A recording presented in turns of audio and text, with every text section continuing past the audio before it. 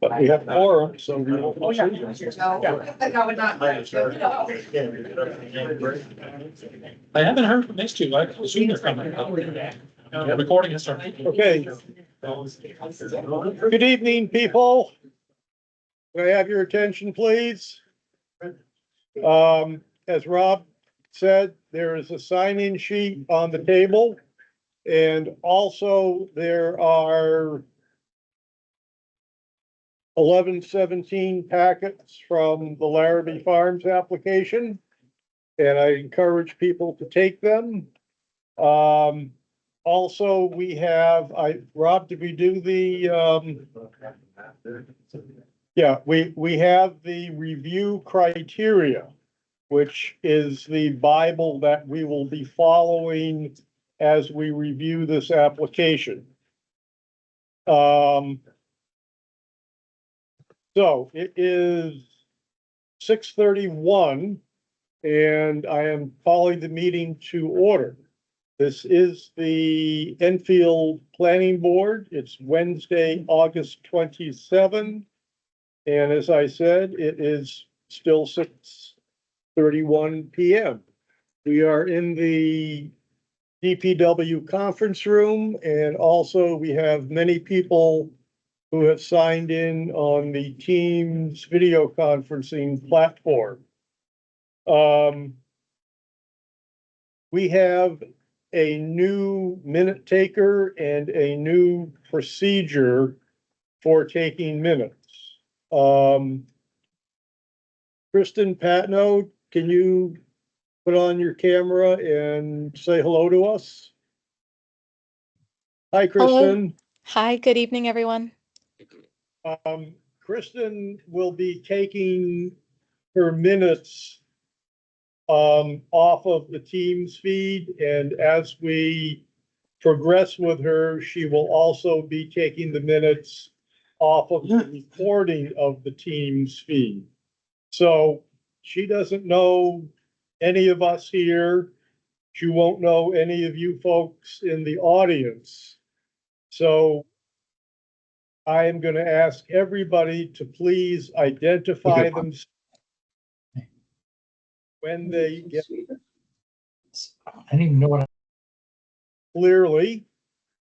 And if you speak a second time, I think just identify yourself by name. First time would be name and where you live. For board members, please raise your hand and I will recognize you. I think that's it. For housekeeping, restrooms are in the room behind you and to the right. And I think that's all I need to take care of. So members present from my left. Eric Russell. Dan Kiley. I'm David Fract. Nate Miller. Paul Bianco. We have 5 members. That is a quorum. So the meeting can begin officially. First hearing is land use case number P25-08-02. Perry and Pamela Smith have applied for minor subdivision approval to create 2 lots from 1 at 654 Lock Haven Road. The subject property is currently 15.5 acres in size and is located in the R5 zoning district. The proposal would create 1 new lot of 5.28 acres, with the remaining lot being reduced to 10.22 acres. The parcel is identified as tax map 13, lot 12, and is owned by Perry and Pamela Smith. Pamela, are you here? Come on up. Come on up and take the hot seat.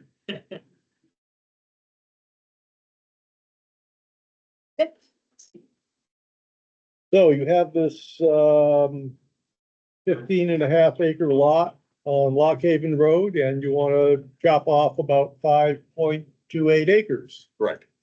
And I think you have presented a survey as part of this. There it is. Rob, can you pull up do you have the survey on? I sure do. Why don't you pull that up?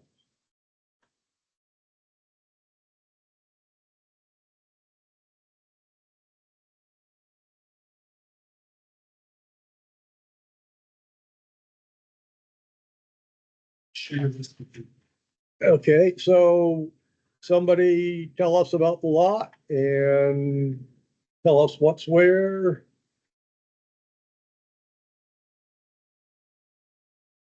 Give us a little orientation if you can. Well, the orientation, looks like we're kind of like an aerial view looking kind of north westerly, if we will.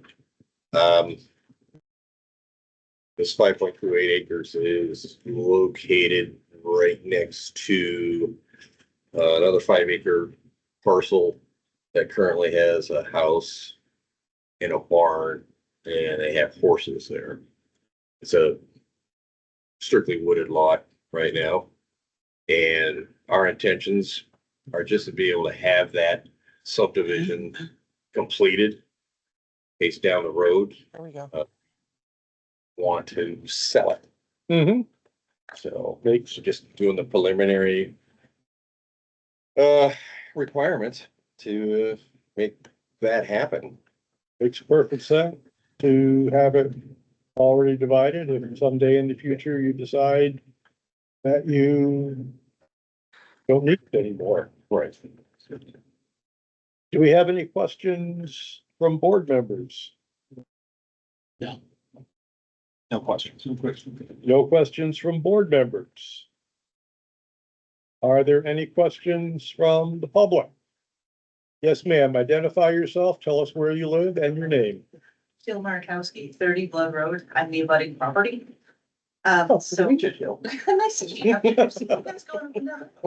So looking at this map, we can see where Lock Haven goes up the hill, Choate Road goes away, and you make that right-hand turn onto Blood Road. Where the line angles from your property up to Blood Road is where my property is. So what you're talking about is subdividing what's next to me from where my line, no, so where are you talking about subdividing? Further On the down, other side. yeah. Oh, okay. That's the All right. new lot. That's the There new. was their house right here. And then you're gonna sell it, it's like, Yeah. well, okay, was it gonna be up for public sale? Cause you know, but it's on the other side, so it's not actually left Yeah. anymore. Okay. Yeah. But the remainder, your 10 acre lot still does. Correct. Yeah. Yeah, beauteous. Okay. Yeah, that's All right. Hearing no other questions, I'm going to close the public hearing. Ask if there was anybody online. Oh, I'm sorry. Does anybody online have any questions or comments? Any hands raised? Who's going here? Hearing none, I'm going to close the public hearing. Board, it's time to deliberate. Is this Well, I something? haven't asked my questions. Oh, I Go have a ahead. question. I'm sorry. Anybody? Please identify yourself. Tell us who you are. I don't know. Is that who, is it something? Karen? Person online, you have a Oh. question?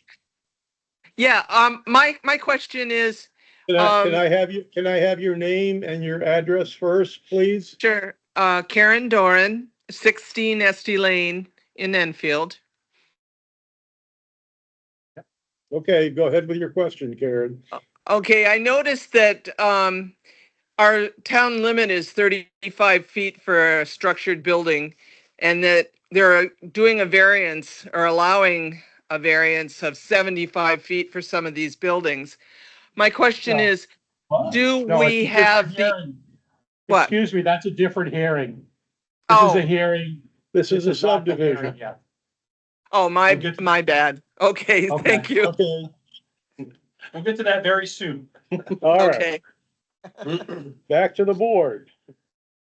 Are there any questions or comments? No question. No problem. Nope. Would somebody care to, oh, No, raise hand. you know what I forgot to do? I forgot to advise you that we do not have a full board. you are entitled to have a full board for your hearing. And we can settle this tonight if you are willing to waive that requirement. We'll waive that. Yep. All right. Somebody want to make a motion? You still need to raise Ben to make it 6 people. There's 2 openings. Oh, Ben, you're here. Yeah. Ben, I'm going to raise you to a full member for the purpose of this hearing tonight. Very good. Okay, I make a motion that we approve the, site plan, no, subdivision. The subdivision. 25. 250802. Second. Motion made and seconded. Because we are on video, we have to do a roll call vote. No? No, we have no one on board. Oh, well, okay, We're all set. we're all set there. All in favor? Aye. Opposed? Abstentions? It is unanimous. From here, I will write a decision. Usually I get those kicked out in about 2 weeks. Have you submitted the Mylar to Rob already? I was gonna take them out and explain the next steps. Okay, you will have to submit a Mylar. I will sign that. And then as long as all the fees are paid, we will send the Mylar and, send the Mylar off to the Register of Deeds. And you will have your 2 lots. Thank you very much for coming in. Thank you. I spent that. Okey doke. Next. Land use case number P 2508-01. DC Development and Construction LLC, Stephen Doherty, duly authorized, and Maple Street Enfield Acquisition LLC, John DiBattito. I'm sorry if I ruined the name. Duly authorized, are seeking major site plan review approval to construct 80 townhouses and 222 apartments. This development is to be called Laramie Farms. The subject parcels are located at 107 Maple Street, at 14 lots 47 and 48, totaling 77.1 acres, and are owned by Maple Street Enfield Acquisition LLC. First thing that the board needs to do is determine if a project of this size is a project of regional impact.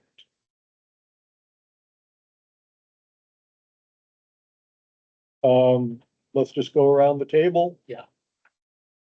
Eric, regional impact? Yeah. It's regional impact both on the number of units in proportion to the town as a whole, as well as traffic impacts to the neighboring municipality. Okay, Paul Agreed, regional impact. and Ben. I would agree. I think what we should do is have somebody propose a resolution that to the effect, why don't I just say it? I propose that the planning board, pass a resolution indicating that land use case P 250108, known as Laramie Farms, is a project of regional impact. If you agree, say aye. Aye. Point of clarification, and as a development of regional impact, we would notify the Upper Valley Lake Sunapee Regional Planning Commission, the City of Lebanon, the town of Canaan as neighboring municipalities, and afford them the status of a plutter as it relates to this application. That is absolutely correct. Thank you for that addition. As a motion? Second. That is a motion Okay. and Second. seconded. All in favor of the motion to state this resolution? All in favor, say aye. Aye. Opposed? Abstentions? Resolution is passed.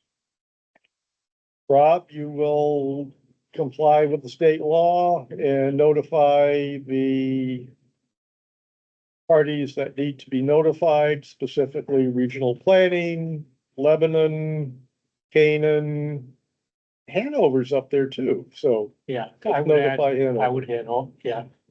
Maple Street goes up there and Hanover's pretty quick there. Yeah. Yeah. Just kind of cut through a little corner. Yeah. Yeah, but let's do that. Thank you very much. Okay, let me try to explain the process, where we are in the process, and how we are going to proceed. Site plan review of a project this size usually consists of 3 phases. Phase 1 is the conceptual stage.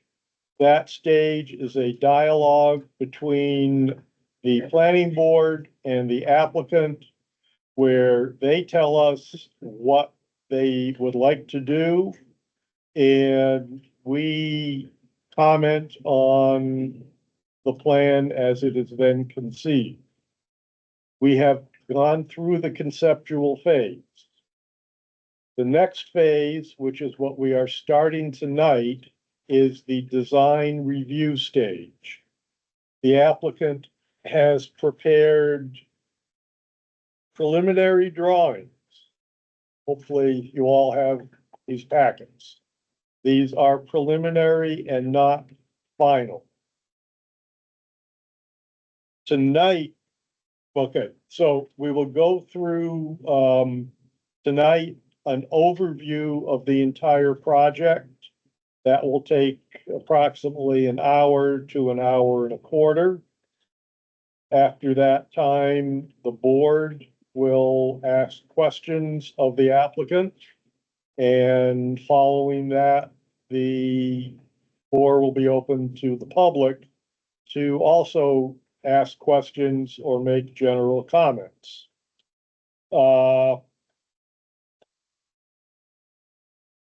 At our next section of this hearing, which will be the fourth Tuesday, Wednesday in September, we will start going through the application page by page, referencing the review criteria, which are our site plan review regulations.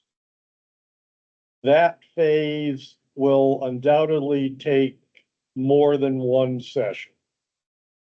So this is not a process that is going to proceed particularly quickly because of its size, because there are lots of parts to it, and the planning board wants to get it right. We want to hear from the public. There may be things that members of the public are aware of that the planning board needs to know. And we will allow everyone the opportunity to voice their concerns, their opinions, and to question the applicant. Once we complete the design review phase, we will then go to a formal application. Those will be the final plans, and we will again go through the various criteria for site plan review. Hopefully, there will be no more changes, but changes are possible at that stage. And that final stage should go probably 1 or 2 meetings. So that's where we are. And let's take a look at the overview. Who's going to present?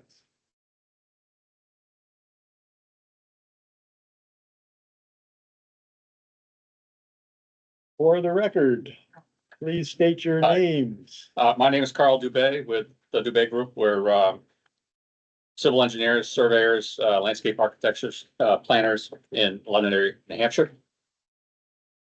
Stephen Doherty. I'm the owner of DC Development and Construction LLC, and we're proposing the project as we have it tonight. Okay, And one point of, just housekeeping is the, regional impact, determination you guys made. Which was different than the first one you made, but that's fine. So you declared regional impact and we anticipated that, with, coordination with Rob. And, so therefore, when we did this, application for the preliminary, we started that already. And that included the, obligatory, notifications Mhm. to the Regional Planning Commission and, multiple towns, including, all the towns that you mentioned, actually. Mhm. So, you know, we've already started that process and we've already commenced process of coordination of various infrastructure, transportation, DOT, all of those, aspects, and the bus companies and, you know, that type of thing. So we've already started, assuming that process, officially, even with this application. good. So, I think, what I can do is just a quick overview of the project and then Steve can get right into, you know, a summary overview. But basically, we have a project that's about 77 acres. We have a full survey, we have, you know, wetlands, we have soils. We're going out there and additionally during the final design stage, obviously to acquire even more soils. So we're doing all of that work. So at about 77 acres in the zoning criteria, we voluntarily, this is not a requirement, but we voluntarily are committing about half of the project to a conservation protection easement. So when all this project is done and all the slopes are done and revegetated and cleaned up, and all the infrastructure is in place, there will be a conservation easement deeded at the Registry of Deeds with certain criteria that this town will review. And we'll pre-write that along with you and the third party easement holder that you normally use. I can't remember the name of them. I think we've talked about Upper Valley Land Trust. Yes, that's right. That's it. So we'll be doing that as part of our work with DES and all of that. So the project will be on public water. We will be working with the town and the town's engineering consultant on upgrades and improvements to that public water system, of course. It'll be on public sewer. And likewise, we'll be working with the town and the town's engineering consultants and our design of that sewer system and integration through to the treatment plant and all of that, all per your requirements. Everything will be done for your requirements and per state law. We also have been coordinating with DOT. DOT has jurisdiction at the front door, which is Route 4. We've already completed a lot of that work in conjunction with the town and other towns involved as well. And the traffic studies and the pre-design has been started for offsite improvements to Route 4, all of which would be directed by this town and especially the DOT. So there will be offsite improvements along there. This board asked us to do a few things relative to that, and that is to provide a more robust sidewalk interconnection plan within the site, which we've done, and also a robust trail network, which we will do and have indicated on the plan so far. And also a sidewalk interconnect plan from this project all the way to and including and tying into this existing sidewalk system that's already on Route 4. It's about 1,000 feet away from our site. Some reason DOT was going ahead and they were, you know, doing their work and they stopped the sidewalk at some point over there. And we will pick that back up and put in the curbing and the sidewalk and infrastructure and all of that in that area. And work with the town and the town water consultants and everything else in DOT to provide that interconnection all the way through the project. So it would be continuous. One last thing, and then I'll hand it over to Steve, because then we can get right into the sites. But the board asked us also for some amenities on this project. And we are providing that on the plans. We are providing a clubhouse. We are with amenities. We are providing several park nodes in the project because it's more of a linear project. So we have park nodes, pocket parks, that type of thing along the project, interfacing with all the sidewalks. I think we have a dog park, or if you want to call it that, there might be a new name for a dog park, but fairly large actually. And other, gardens and park areas interspersed throughout the project. All of the infrastructure will be done, designed and built to your standards. And most of your standards actually relay and refer to the DOT standards and DES standards, federal standards, all of that. And this whole project will be done to that. And, we've included site lighting to what your wishes are and your standards, and heavy landscaping and a whole bunch of other fun stuff that we've added into this project. And now I think what I'll do is I'll hand it back over to Steve, and then we can, get back into site questions and everything else as we go along. But Steve can give you the overview of where he's at with everything. And he's also been working with the architect extensively for improvements of the building designs. Yeah, so as you all know that the project years ago, it was approved for like 44 single-family homes coming up on Maple Street. And then a few years after that, a plan was brought forward about 154 apartments coming off of now Route 4, and it got great support from the town because of the Route 4 entrance versus the Maple Street entrance. And so going forward with this project, we ended up coming up with coming off of Route 4. We are working with DOT. VHB is doing our traffic work for us. We do have a draft report from them on for the DOT. We reviewed it yesterday. I sent it to Kai yesterday for his review. We're hoping next week to have a final report handed into the DOT for what their suggestions are for what needs to be done, if anything, on Route 4. They felt that there's going to be 4 units built on Maple Street, so that is negligible, that it would have no impact at all on Maple Street for the 4 units. So that we are hoping to have that final draft done for DOT this upcoming week. Okay, we are going to be doing more borings in the next few weeks. As you know, in the beginning of the project, we're going to have about a 25-foot cut. We want to know what we're going to get into up there. We have to talk to your water consultants to determine how do we want to change that whole water dynamics from the tower to us, and what do we need for pumps up above. So we're working on that as well. So during the process, we had to get the zoning board to approve height variances and a few other variances, and we've gone through all that, and we were approved for 75-foot height. And I know that that's a tough height. So I'm working with the architect, so we come up with a different design where we kept the gable in the same, so it still looks like the Shaker Museum style. Okay, and the building has changed slightly.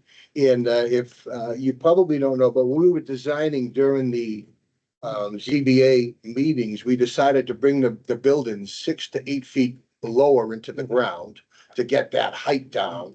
And then with this, the architect and the new design, right now we're about 68.10 inches. So we're getting it down. And the townhouses are lower as well. And I can show you those buildings if you want to get into the building now, or probably should, right? Up to you. I think I would like to see just sort of like a 1,000-foot view of the entire project. And then we get into specifics like buildings Okay. and grading. Well, we have at the 1,000-foot view there, Hal? Yes, sir. Okay. All right, so, and let me try to so you guys can see this. This right here is the Route 4 corridor, and our main entrance is coming up through here, all the way up to here. Now, this section here, from here down, this is all the townhouses. Your water tower is right in here. So what we did was we designed the road to come up and around, and you could get in easy access to your water tower. Now, it's a little difficult, but you can get up there. We're gonna have this, a whole paved area, so you guys can have, better access to this water tower. And then we move on along further, we get up here to the apartment section. There are 3 buildings. At this point, it's 72 units per building. We have, I think it's 42 bedrooms and 34, is it 34 or 31? I think it's, 40 and 32, plus or minus. yeah, so it's like 42 bedrooms, 32 one bedrooms. And then here, we have underground parking. We're doing 34 spaces underneath each building. We have for the apartment section, we have 1.75 parking spaces per unit. And in the townhouses, we have 2.5 parking spaces per unit. So we exceeded the parking criteria that you were looking for. We have a space for the dog park, we have a clubhouse space. And then down the bottom here, we talked with the transit authority, they will do a stop. We wanted them to come into the project, but they won't come into the project. So they will do a stop down here, so we're designing a bus stop down at the bottom of our entrance as well. Yeah. Yeah, then this would be up here, this is an emergency gravel access gated out to Maple Street. That's what that would be for. And we had some paths that are all tied in up here. I think we're connected right here, right now. So we'll be connecting in here to those paths that are out there now. And that's kind of the overview of the whole site, how we're laid out. Okay? Right? We've also, going into preliminary design, we worked a lot on the grading and drainage and utilities. Our conceptual design had a lot of retaining walls in it, and we got rid of, we eliminated almost all of them. And we working with the geotechnical engineers right now on stabilized vegetated slopes instead, so that they all look natural and they're grown in naturally and instead of walls. So generically, we have on this project a system of, cut on one side and fill on the other, so it's relatively balanced. The access road, all the infrastructure will be private. We will not be expecting the town to be maintaining any of this infrastructure. There will not be any town roads. So we have the state road in the front with the infrastructure that's it's gonna move forward with and that's a protected bus turnout, by the way. It's not just a bus stop that's in the roadway. It's a protected turnout, all curved with sidewalks and, areas to wait. And there'll probably be a left turn lane and some other things, as you would expect on a project like this. The access drive going in, it's a private road, so it'll be maintained, by private vendors. And that's very similar design to what you saw before about 20-25 years ago for the project. It goes up the hill. But the changes that we made going into preliminary design, we did clean up a lot of slopes. We have very, very gentle slopes now. All the vertical curves on the roads are very, very gentle.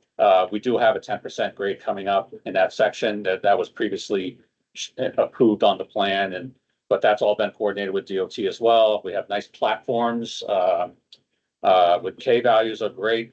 The access way to the water tower has been improved since you've seen it last. Before, we wrapped around in a big spiral to get to that water tower, and it had a very, very small area.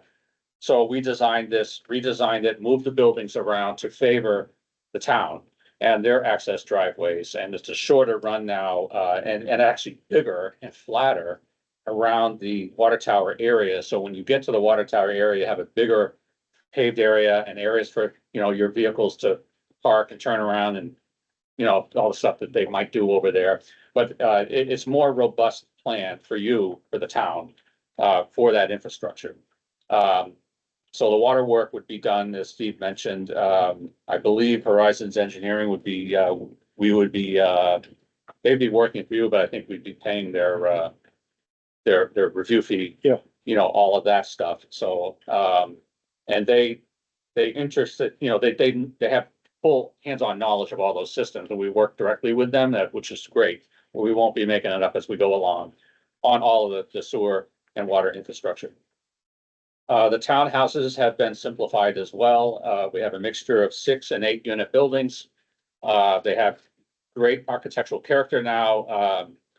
We'll talk about the buildings a little bit later, but those have, you know, individual driveways. They have good spatial qualities. They all have garages. They all have landscape around them. Everything has sidewalks now. The townhouses have ready access to walkways, to a mailbox area, to parks, also to visitor parking, dumpsters that are protected and screened, and all of that you would expect. We still are containing all the water with ponds, large ponds, probably bigger than what we need, but we would like to show that right now while we're doing the calculations. That infrastructure design is coming along. You'll see a pretty heavy landscape plan, and that's going to be refined as we go along for final, but we certainly meet all the minimum requirements for your landscaping. We bumped that up times 10, and I know you don't want to hear that, but we did. The circulation is like that. The circulation is great. We created a boulevard concept up at the top where the in between the two projects, so we can phase that. But the boulevard also, as you come up the hill and you flatten out, everything gets flattened. Then you come up and approach the intersection, and that is heavily landscaped in the middle of the road as well, and all curved as well. It just creates a better arrival experience. Down at the bottom of the site, along with the bus stop and protected areas and waiting areas and sidewalks, we're also starting to work on the aesthetics of an arrival experience into the project. So when you turn into the project, you feel like you're somewhere special, and you will be. We are looking at a sign that says Laramie Farms over the top, like the old farms used to have. That's done quite often now in larger projects, just adds a touch of class to the project. And as you come up the hill, there's street trees everywhere. We have sidewalks everywhere, like I mentioned, but as you come up the hill and then in between the areas of the townhouses and apartments, that part of the road that comes up, we actually offset the sidewalk. So we don't have the sidewalk along. We do not have the sidewalk along the road for the whole thing all the way up. The sidewalk actually peels off from the road and is variegated and, you know, curvy, linear, parallel to the road. And you would normally see that at a higher end residential development. So there's landscaping in between and everything, but things still feel safe. Everything's lit properly to residential values, which are, I think we are using 3500 K, which is a softer, you know, not a blue white light, more of a residential quality light. So we are doing that. The project can be phased where we can actually have full looped access to the end of the townhouses and the beginning of the apartments. So that's all pre-designed to be phased that way if needed. There's full access around the apartment buildings and in between them. The underground garages are all protected. They all have security. You can drive into the garage and walk over to the elevator and up to your unit. Very nice. Very nice amenities on that. We do have a clubhouse at the very end of the project where there's a cul-de-sac at the very end, a turning area, extra parking over there. We have the dog park over there. And as Steve mentioned, you know, we have trails and interconnections through that area. So that's sort of the overview of the project and the plans. You know, we're doing them at 20 scale, so you can really see the detail. And as we go into this process through the preliminary design into final design, we're going to be adding more and more and more detail. So usually at a project like this for apartments and townhouses, and some of you know this, at 20 scale, you can really get into a good quality product where you can see everything on the plans. And we have, you know, other overview plans as well throughout that.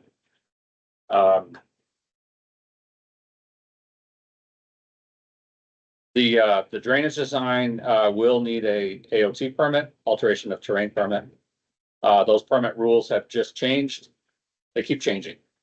And we keep paralleling our design to meet those changes, and that's perfectly fine. We work with the state every day on AOT permits. And there's certain expectations for that, for erosion control, sedimentation control, water quality, recharge, provision of the pre and post differentials at several design points along the way, specifically on this project. We will be providing a full stormwater management report on that would meet the AOT criteria. So when you are reviewing that report and all the design and all the details, Horizon Engineering would be also reviewing that as a third-party independent engineering firm. And the state would be doing the same, DES, and also the NHDOT will be reviewing this drainage design. Just because of the nature of the project, they would require their own reviewers. So, and now the DOT has hired, for a lot of their larger projects, independent third-party consulting engineers to look at this again. So on a project like this, so you have multiple independent parties looking at it, as well as, you know, the neighborhood, the community, the butters. So we have an open door policy for all of that. So to get the project to a preliminary state where we can actually start digging into all the work, that's a really good thing. We're excited about it. Your parking criteria, your dimensional criteria, your aisles, all of that are met. We're not asking for any waivers on any of that. And, you know, a typical apartment townhouse project would expect it. So, you know, everything will be curbed, everything will be landscaped to a very high order. We will be doing the drainage. We'll be doing quite a bit of treatment on this project that's required for groundwater and water quality, and also distribution and control of the runoff. So we don't want to have too much runoff, and we don't want to chop it all off either. So that way we protect the resources that are around us. I can go on and on about the site. We have, you know, all underground electric. We have all the utilities obviously are underground. The page setups, I know there's a lot of sheets to this, but it's just required. By the time we're done with adding all the detail going into the final design, you're gonna expect it. So we have a key sheet set up with 20 scales going all the way up the hill on these. We have grading plans. We have piping. You will be seeing now, as soon as we get in touch with Horizon Engineering on their expectations, you will be seeing all the details for sewer infrastructure, all to state standards. The same thing with the water looping and water infrastructure and all of that. The buildings would be sprinklered, of course. And the drainage, we still need some details on the drainage, obviously, for the recharge areas. We'll be probably using storm techs on these, as well as outlet control devices and specialty drainage features that the state would be expecting on an apartment project like this in Enfield. We will be doing a wetland permit as well to do the crossings, and also there's a lot of fingers that come up the hill, and we're having an independent wetland consultant come in and recheck everything on that. And we will be locking that down very shortly. The wetlands probably, they won't be getting any worse, but they might be getting better because of the delineation criteria, the federal delineation criteria of a wetland and that type of thing. So all of that would be coordinated with the state and your Conservation Commission. We've met with them a couple of times, and we're going to be meeting with them regularly as we move forward through this process. That's a requirement in the wetland permit application. That includes also coordination with Fish and Game and the DES wetland reviewers at DES, and there's several of them, and we start with pre-application meetings and everything else, and they have high expectations on projects like this, and we've already been doing that, and we will document that with you, with Rob's office, as well as Conservation Commission. So we have an avoidance program, and they're gonna expect that mitigation program, so we're already doing it, because we know they're gonna ask for it. Mhm. I don't know, we can go on and on about any other question, but I think we probably just open it up, or if Steve wants to talk about the buildings a little bit, or. Yeah, I Go think we ahead, should talk about sure. the building. Well, during the ZBA and the previous meetings with you folks, we showed the buildings that were white buildings. They had big roofs, porches. And in one of the meetings, we had with the ZBA, one of the women on the board said, you should go downtown and look at this particular building and take a good look at that building. So John and I drove down and we looked at the building. We said, you know something? We gotta change the colors so these buildings will kind of blend in to the background, where we thought maybe the white might stand out too much. So we sat with, we got new architects, and we sat with those architects who have designed a lot of stuff in this area. And we come up with a pretty cool design, and the criteria for him was to make the buildings look new and modern, keep the gable end like the Shaker Museum style, and try to get the height down. Okay, and he was able to do that. And so I'll show you what we had come up with. Yeah.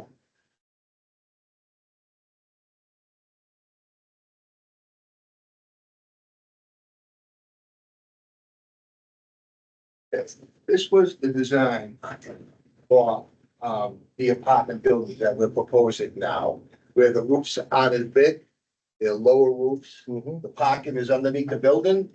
The colors are kind of blending into the background, where they're not white standing out like they were before. So you come in here, you have parking in the front, you come in underneath the building, you would come in underneath the building that way and go out the same direction. It's not gonna be a drive-through. Okay, there's 34 spaces underneath the building. And it's 4 floors, and we were able to drop the height by so far about 7 feet. I'm still working them to see if I can get a little more out of them, but it's gonna be tough. But we did in the design lower the buildings 6 or 7 feet to begin with, or 7 or 8 feet, to get them down again. Okay, so we've done that. And what we did with the townhouses, we come up with the same design, so everything will match in the whole project. This is the parking level, the garage, first floor, 2 bedrooms, and you have expandable 3rd floor. So you could have an office on the 2nd floor with a bedroom and a bedroom on the 3rd floor. Or you could have 3 bedrooms or just 2 bedrooms and nothing on that floor, so it would be expandable. And we were able to shrink these by about 3 feet from before. So, which is helpful. They said, try to keep the height down, try to blend the colors in. And actually, she had a very good suggestion, and we took it. We did pretty good with that. So we're kind of excited about these buildings. They have a new modern look. Okay. They actually mimic each other. So they kind of Mhm. will all work together as a total project. It'll be really a nice high-end looking project. It'd be beautiful. Okay, and so we have, like I said, we have it's 22 bedrooms, 32 or so, or 31 1-bedrooms per building, 34 spaces underneath. I think we're okay with this building and the height. I'm comfortable with it. I like it. And it's not that big roof like we had before. One other thing that the architect worked with Steve on is, before we had just big boxes and long walls. Right, straight. Here they have several They're all jogs, jogged in. you know, And give it, some dimension. yeah, so, it breaks up the building, but it's still, it still has that Shaker feel to it. The windows are much larger than they need to be, but that sort of, in honor of that Shaker look, where the windows have a certain aspect ratio, and, they've integrated those into the project as well. So, the footprint of these buildings has a lot of jogs in it and a lot of interest, vertically as well, with all the roof lines changing. So, they won't look as big. So we think that the improvement is really well done from the original buildings that we started with to, what we're coming in with and refining that design. Okay. The townhouses also, step, each townhouse garage steps, 12 inches down to, blend in with the topography of the road. So the townhouses themselves are even stepping even further, where, there's a 12-inch step on each unit. So each unit will enjoy a 12-inch higher ceiling, actually, each other unit. And the garages have, protected parking areas. And I think the roof line up above on each townhouse, would be shared through, so the roof line would actually step every other unit. You can't really step a roof line by 12 inches vertically. It's very difficult to do that by code and practical. So we've got, have a 24-inch step on every roof, every other unit on the roof lines. And those would be very, very nice townhouse units with a lot of flexibility on how those floor plans work out and the bedrooms and all of that. We did, incorporate, some gravel parking, at the emergency access driveway on Maple Street. That was your suggestion. Someone from the town suggested that. I think it might have been the board, to get a little bit of trailhead parking in there if someone wants to go in and park and then, continue with their trail, and that could be, for season. We're gonna integrate that into the permitting as well. As Steve mentioned, we're at a 4-unit building at the end of it. Instead of, I think originally we had 2 buildings and 2 lots, and then we had 6s in there and everything. We went down to 4 on that particular lot, and it's just a little bit easier to deal with up there on that slope, and still meet all the buffers and setbacks and everything. I think that unit would probably have its own septic system, so we won't be ripping up the road to put in, a sewer line all the way down there. The Maple Street is pretty flat in that area, so we would not be able to hit that very well, the existing infrastructure on Maple Street sewer.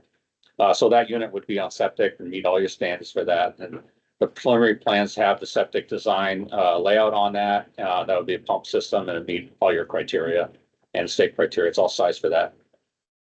Excuse me, Carl, but we will be tying into Maple Street sewer for the project. We have to Yes. expand, we have to go down, put a manhole, then from that manhole, come up through that emergency access area up to the project that way. That's right. So about 200 feet of Maple Street will have a extended sewer. So, those people can connect into it if they wish. We can pre-calculate that, pre-plan for that.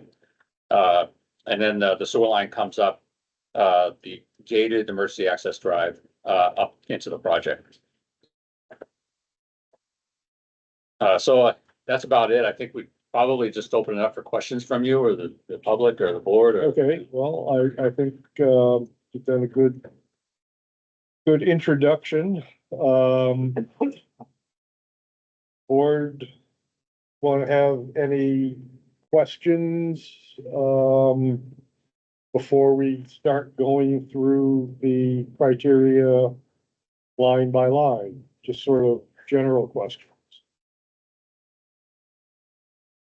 While you folks are thinking, I have a couple. Your DOT permit, when we spoke with you last, the Route 4A intersection was not included. Has that been included in your DOT? I don't believe that's been included.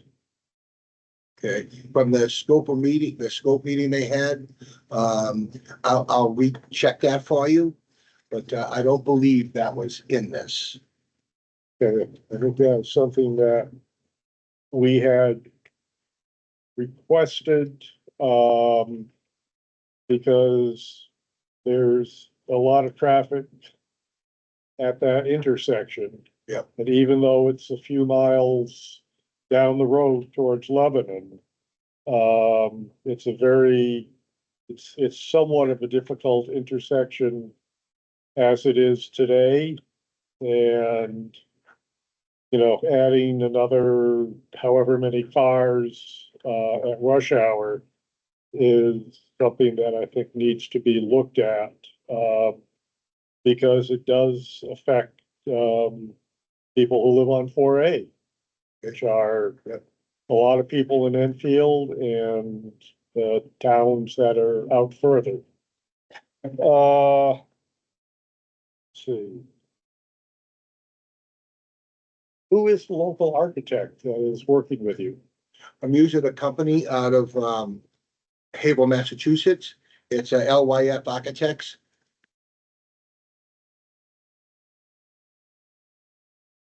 They have a full staff, obviously, and they do, a lot of, we do a lot of work with them. They do a lot of multifamily, Uh-huh. planned projects. They have a lot of talent. They do a lot of these projects that are of this size and scope and a lot of experience, including, the garages and townhouses and apartment buildings and code and everything else. You said you've, reduced the overall building height. Are how high are the interior ceilings? Did you have to compromise those any? No, most of the problem with that first building was that roof was very massive. Yeah, A very tall roof. So by going to the shed roof style, we're able to drop that right out of there. So it doesn't affect the heights of the units at all. There'll still be an 8-foot height in the unit. is that for both the townhouses and the For the apartments? townhouses, I'll tell you where I'm at with that. I like to see 9-foot ceilings on the first floor and then 8s on the second. And so that's kind of where I think they're gonna end up. If not, there'll be 8 and 8. But personally, I like to see 9 foot on the first living floor, not the basement, but the main living floor. I like that. Yeah, me too. Gives you a feeling of space. It just feels good. Yeah, Yeah. most definitely. Yeah. Uh. Go ahead, Don. I've reached the end of my first list. Go ahead, Paul. Just offhand, has there been any consideration in the construction for renewable energy? That's a lot of roof space, solar panels. Anything to assist with electricity use? Not at this time, but the architect did brush on that lightly with me and asked if we wanted to do something like that for, like the house power, corridors and things like that. To tell you the truth, I'm not really up to speed on solar, what its effects are going to be. I know my brother-in-law just put solar on his house last year and he had squirrels get up there and created a bunch of havoc. So they had to take it all apart and do it all over again. So this time he had to put squirrel guards around the whole thing. But at this point, I'm thinking probably not. Okay, but the architect is still kind of pushing it. So hopefully in the next, 30, 40 days, we'll shake that out. Mhm. Thank you. Yeah. Go ahead. Okay, Yeah, thanks. Just want to pick back up on the traffic impact stuff. Yep. So you had obviously this qualifies for major driveway permit. You had a scoping meeting with the traffic bureau and the statewide partners. Yep. You scoped the intersections that were going to be included in the study. You talked about background growth Yep. rates and all of the assumptions that go into a traffic impact study. The 4 and 4A intersection was not included. I don't believe it was. In- Okay, but I'll in- check with Christina from VHB. I do think, just echoing what David said, that it's important for that intersection to be in there. We just designated this as a development of regional impact. I would expect the city of Lebanon to have comments about traffic impacts at that intersection. And I think it would behoove you to include that if Right. possible in the traffic impact study. You noted that a draft is ready or pending and that you were gonna submit it to DOT next week. I reviewed it yesterday. I sent it to Kyle yesterday. When Kyle's done reviewing, we're gonna talk with Christina from VHB. She's our traffic consultant. And then she'll be able to prepare the final report. And you'll submit that to DOT and then, Correct. and then DOT will review it and Correct. review whether or not they concur with the recommended offsite That's right. improvements, et cetera. Yeah. Are you at liberty to say what the offsite improvements we might expect would be, or At should this we point- wait until next week? I'd rather wait. Yeah. Because we want to hear back from DOT as well. Okay. A left turn pocket obviously would be one of the ones that I think would be a potential offsite improvement, whether or not that ends up being a recommendation in your That's in traffic there. I'll impact give you study. that one. Okay, Yeah. that's it. Okay. I didn't want to tell All you. right. But that is in there. Okay, when you submit it to DOT, presumably next week or, 2 weeks, whatever Yeah. the case may be, is it then something you can provide to this board to review, or are you? Yeah, we could give them that, right? Yeah, we normally would, copy Rob on all of that Yeah. correspondence, yes. I think we would be interested in Yeah. seeing that traffic impact study at the point where you submit it to DOT Right, for their review. It'll be public information anyways. Exactly. Right. Once you Yeah. submit it, Public document. it's public. Talk a little bit about you could walk us through, just for my own edification, the emergency access road.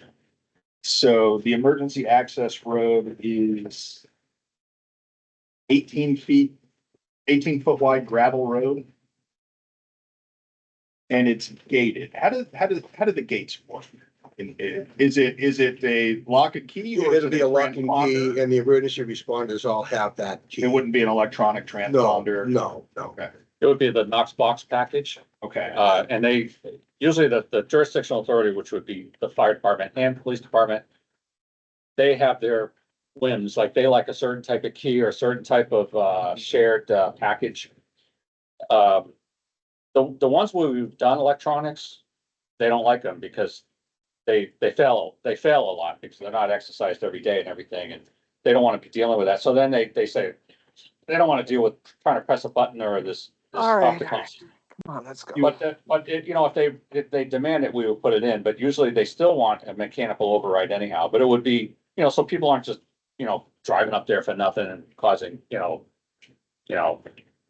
problems or anything, but it would be if people can walk up and down through there if they want, obviously, anyone can, and Okay. bike up and down, but it would be a gated at the top and gated at the bottom, but full access to your town, staff and, EMS basically, so emergency medical, services. And that road or that access, I should say, would be maintained year round by your private forces? Yes. Yes. Where would snow be? On that, it would just be plowed, just like any other gravel road that we have in town, it would just be, Plowed where? it would be just plowed off to the side, just like, the access road itself would just be plowed. It has a shoulder on it as well. You have, operable 18 foot plus shoulders on both sides and, roundings on that, all vegetated and everything. That's all I have for now. I'd like to follow up on a couple of Nate's questions regarding the gate. On your plan J, sheet J, which shows the top gate. How are people, pedestrians, bicyclists, going to get around the gate? So on sheet J, we do have a gate shown at the top, and that's set into the road a bit so that the emergency vehicles can actually drive up to the front of the gate and still not be impeding or impeded by other traffic. We also have the roundabout circle feature there at that intersection area. We also have sidewalks. So the sidewalk feature, with crosswalks, you can see that coming off the clubhouse area and tying into the apartment buildings and everybody else. That sidewalk actually bypasses that gate, so no one has to walk around it. And the area between the gate and the sidewalk and that access aisle will be landscaped. So that area is lit, and it's also just happens to be next to the dog park area and fenced in area, so it'll be used quite a bit, and we want people to use it. So we will not be expecting people to walk through or under or over a gate or any of that mess. They have full access around gates with walkways. So the sidewalks will be plowed in the wintertime or Yes. shovels, whatever? Yeah, snow blowed and, the equipment that they have, and that's absolutely correct. Yeah, there won't be any dirt or mud, in those areas. It's a typical that happens. Are there ditches on the side of the gravel road? Yes, there are fill areas off the shoulders. And then in the cut areas, there are very gentle swales you can see on the plan. So, we have full drainage through that area. And we have cross culverts underneath that to disperse the flow. So we're not collecting the flow all the way down the road and then, putting it out on one spot. We're actually coming through the gravel drive area in multiple areas. We'll also be doing under drains through that area to also disperse the flow. And once it's controlled up and managed up top. So you can see that on all the plans there. We wanted to make sure this access road was not bathtubbed or anything like that. So we don't have any cut on the road. If it's anything, it's at grade or slight fill. And that has the access road profile is a very easy profile. It'll be a nice gravel road, especially compared to what other gravel roads that you would normally see in this region that are pretty hokey. This will be, very, very well done. Where will, I'm looking at Plan L, which is the bottom end of that gravel road. Yeah. And I'm unclear as to where the bottom gate will be placed. I think they turned it off on this view. The bottom gate would be in further than the proposed 6 gravel parking spaces that are shown there. Mhm. So the gravel parking spaces would be fully utilized and available to people. They won't have to be going through a gate. The gate would be up further about contour, 856 inward of that. And I apologize that's a good catch. The gate does not show up there and it should be. Okay, and how will people get around that gate in the wintertime, for instance? There's no sidewalk. We will show an extended area around it. Okay, Yeah, with the crushed stone and everything that's already out there. okay, next iteration is fine. Yeah. Would like to ask a question. Yeah. Eric, Got a question on the next page, M, which is the 4 units off Maple Street. It looks like the driveway is the full width of the entire building. That's drawn. Yeah. Take a full width driveway is probably a little more. But is that the intent or is it just how it's drawn? Well, a couple things. It's shown that way, but we do have the landscape strips in between the 4 units. So we have 3 landscape strips. So effectively you see 4 driveways, but the actual curb cut apron, you are correct, sir. The apron itself at Maple Street within the right of way itself would be single apron. We are at a high point there in the swale, the existing swale that's out there. So the apron works really, really well there. So we won't need culverts underneath or crossing. But there are swales around that area. We'll be improving those swales, and the people who live there know that they deal with that every day. But we did not want to show landscape islands in the right of way, the town right of way. We did want to show that we could put 2 vehicles there in front of the garages comfortably without sticking into the road. So those show up. So we thought that was the best solution on that. And the 4 units are, will be landscaped and well buffered from the flanking properties on that.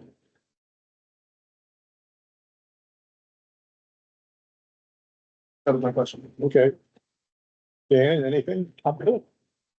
The question is, Go ahead, Ben. can you talk a little bit about the site lighting? Is it dark sky compliant and this is gonna be up on a hill, a lot of lights? How are you managing that? Yeah, so, yes. We have a lighting plan done by a certified lighting designer. And, there's a lot of data on that lighting plan. It's a residential scale. The poles are relatively short compared to, other larger apartment projects, which we put more of them in that are shorter and then less intense. The colors I mentioned are, I think, 3500K, which is more of a whitish yellow versus a whitish blue, or, you know, that type of color. But we do have, the lighting industry, I guess we said we need them dark sky friendly. And they said, well, they don't use that term anymore, but, they will be. I guess there's a specification they talk about with their own lighting designer, you know, their society or whatever they have, because it's not really a license. They said that these are dark sky friendly. So the fixtures are actually, you know, pointing down. They're cutoff fixtures, where they need to be. You can see the light distribution types here. They're shielded. So they're not a bulb that actually, or a fixture that actually just blows out into the sky. They're basically a solid plate that points down and forward. Some of these do have symmetrical aspects to them on the light area, but you can see the foot candles on there. They're very, very low. They did point out that the town of Enfield's lighting design standards are very detailed, but they are very robust. They are actually, your lighting design standards do not meet a residential style expectation. If our first round on the lighting design to technically meet your standards was really bright. Like, it was like super, super bright. And the lady that was designing it, she was calling me saying, I don't know if you really want to do this. I said, you better do it because you want to meet the town's criteria. She said, well, you have aspect ratios and you have averages on all that. You have foot candles and you have different classifications depending on the project type. She said, if we fall into that type and we actually do that design, they're way too bright. I mean, we could do it like New York City or whatever, or some, you know, big urban area. But she said, if I designed to that, she said she'd be embarrassed. And we actually have that design. I can send it to Rob if you want to see it. So you might want a waiver on the lighting. Yes, Good point. so we will ask for that. Because technically you wouldn't want, I don't think you would want that. And she was very, very anal about it, and she was on it for a couple of weeks. And we ended up simplifying it and bringing everything down. So you can see the lighting designs here now. This is after 3 iterations to bring them down in intensity. And you can see all the foot candles and everything. They're very dim, but they are bright enough to meet the industry standard that's expected for apartments and townhouses and access roads where they need to be. Is there any way that your lighting designer can prepare some sort of a visual for us so that we can get a feel for the illumination? Yes. I think we have perhaps one member who understands foot candles and how bright they are, but he's on vacation. Okay. Ben, you might understand that, don't you? Yeah, you probably do it, and probably better than I do. And we asked her to actually get ready for this and get ready for write a report, like a memo on why. Actually, she started that and she got a draft of it, and but we will actually finish that and get that over to you so you can see it. Okay. We'd be happy to meet your standards, but those standards are too bright. Well, yeah, Okay. originally those were written, I believe, as maxes. We never said that you had to go up to that. We said that was the max you could go to. Well, they But it do, may have been written badly. I wouldn't say badly, but they do have, there are min-max stuff. Right. So some of them are min, some are max. Max and, yeah, And we had to fall into certain categories Okay. because of, I'll give you one example. I can't remember what it's called. There's a ratio or something, uniformity ratio. Yeah. And then there's certain targets for min and max foot candles. So when you blend the foot candles and the uniformity ratios together, you end up with like spindles everywhere. And it's like, Yeah. even if those lights are lower in intensity, it still just will look not good. and it's flashing all over the place. Yeah, so, but I will, so then I had her stop writing that memo because we didn't want to get people all upset and, And, actually, it's a good thing, you know, so we will finish that and actually give you the original design that met that criteria. And we'll send it to Rob as a, Yeah. as a Okay, sideline yeah, with her memo and she can explain. And also, you know, she has this whole model, the lighting model in the computer, so, you know, if you had it change, like, you know, you wanted to lower those poles 2 feet, we're like, okay. And it will rearrange them and lower them and Mhm. respec out a product, you know, we don't care. At that point, it's plus or minus, it's all the same. So, we did go with a, you know, a better quality fixture, something that looks good, but, if you want something different, you know, I'm sure Steve would accommodate that. would you be able to get us, catalog cut sheets of the proposed fixtures? Yes, Great. we have those already. And, And so, you know, Dark Sky International is still very much in business and very much improving light fixtures. So you can buy compliant fixtures, which, are very sensitive to amount of uplighting, sensitive to color temperature, and appropriate in a rural setting like this. I'll have her address that, because I asked her the same question. Yeah. And, there's some technicality, I didn't get it, but I said, you know what I'm talking about, though. She said, absolutely.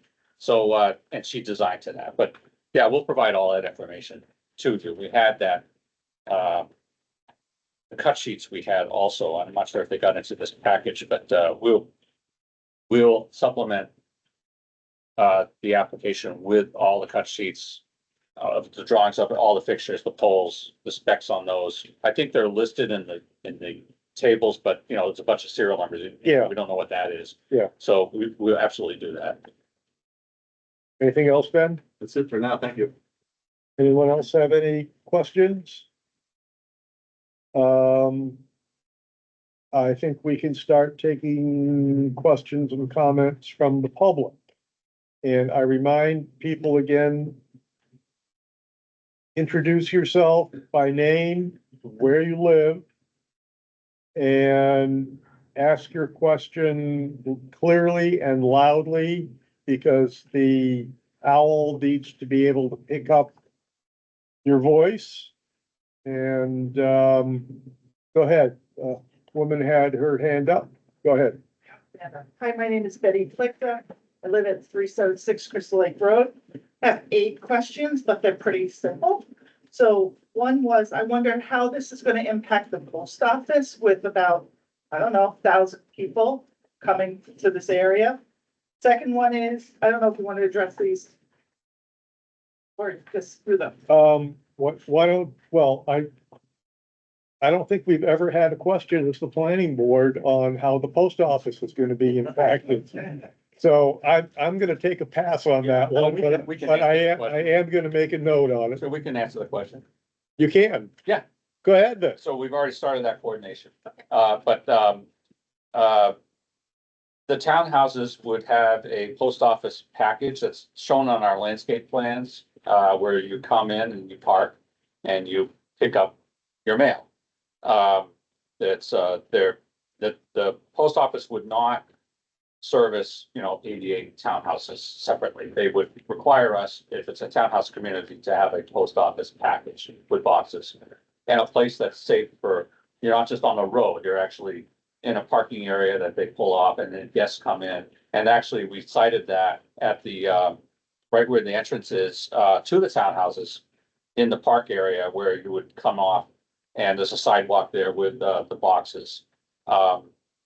The post office package for the apartments would be within each building, so the post office would typically go into the main entrance to each building.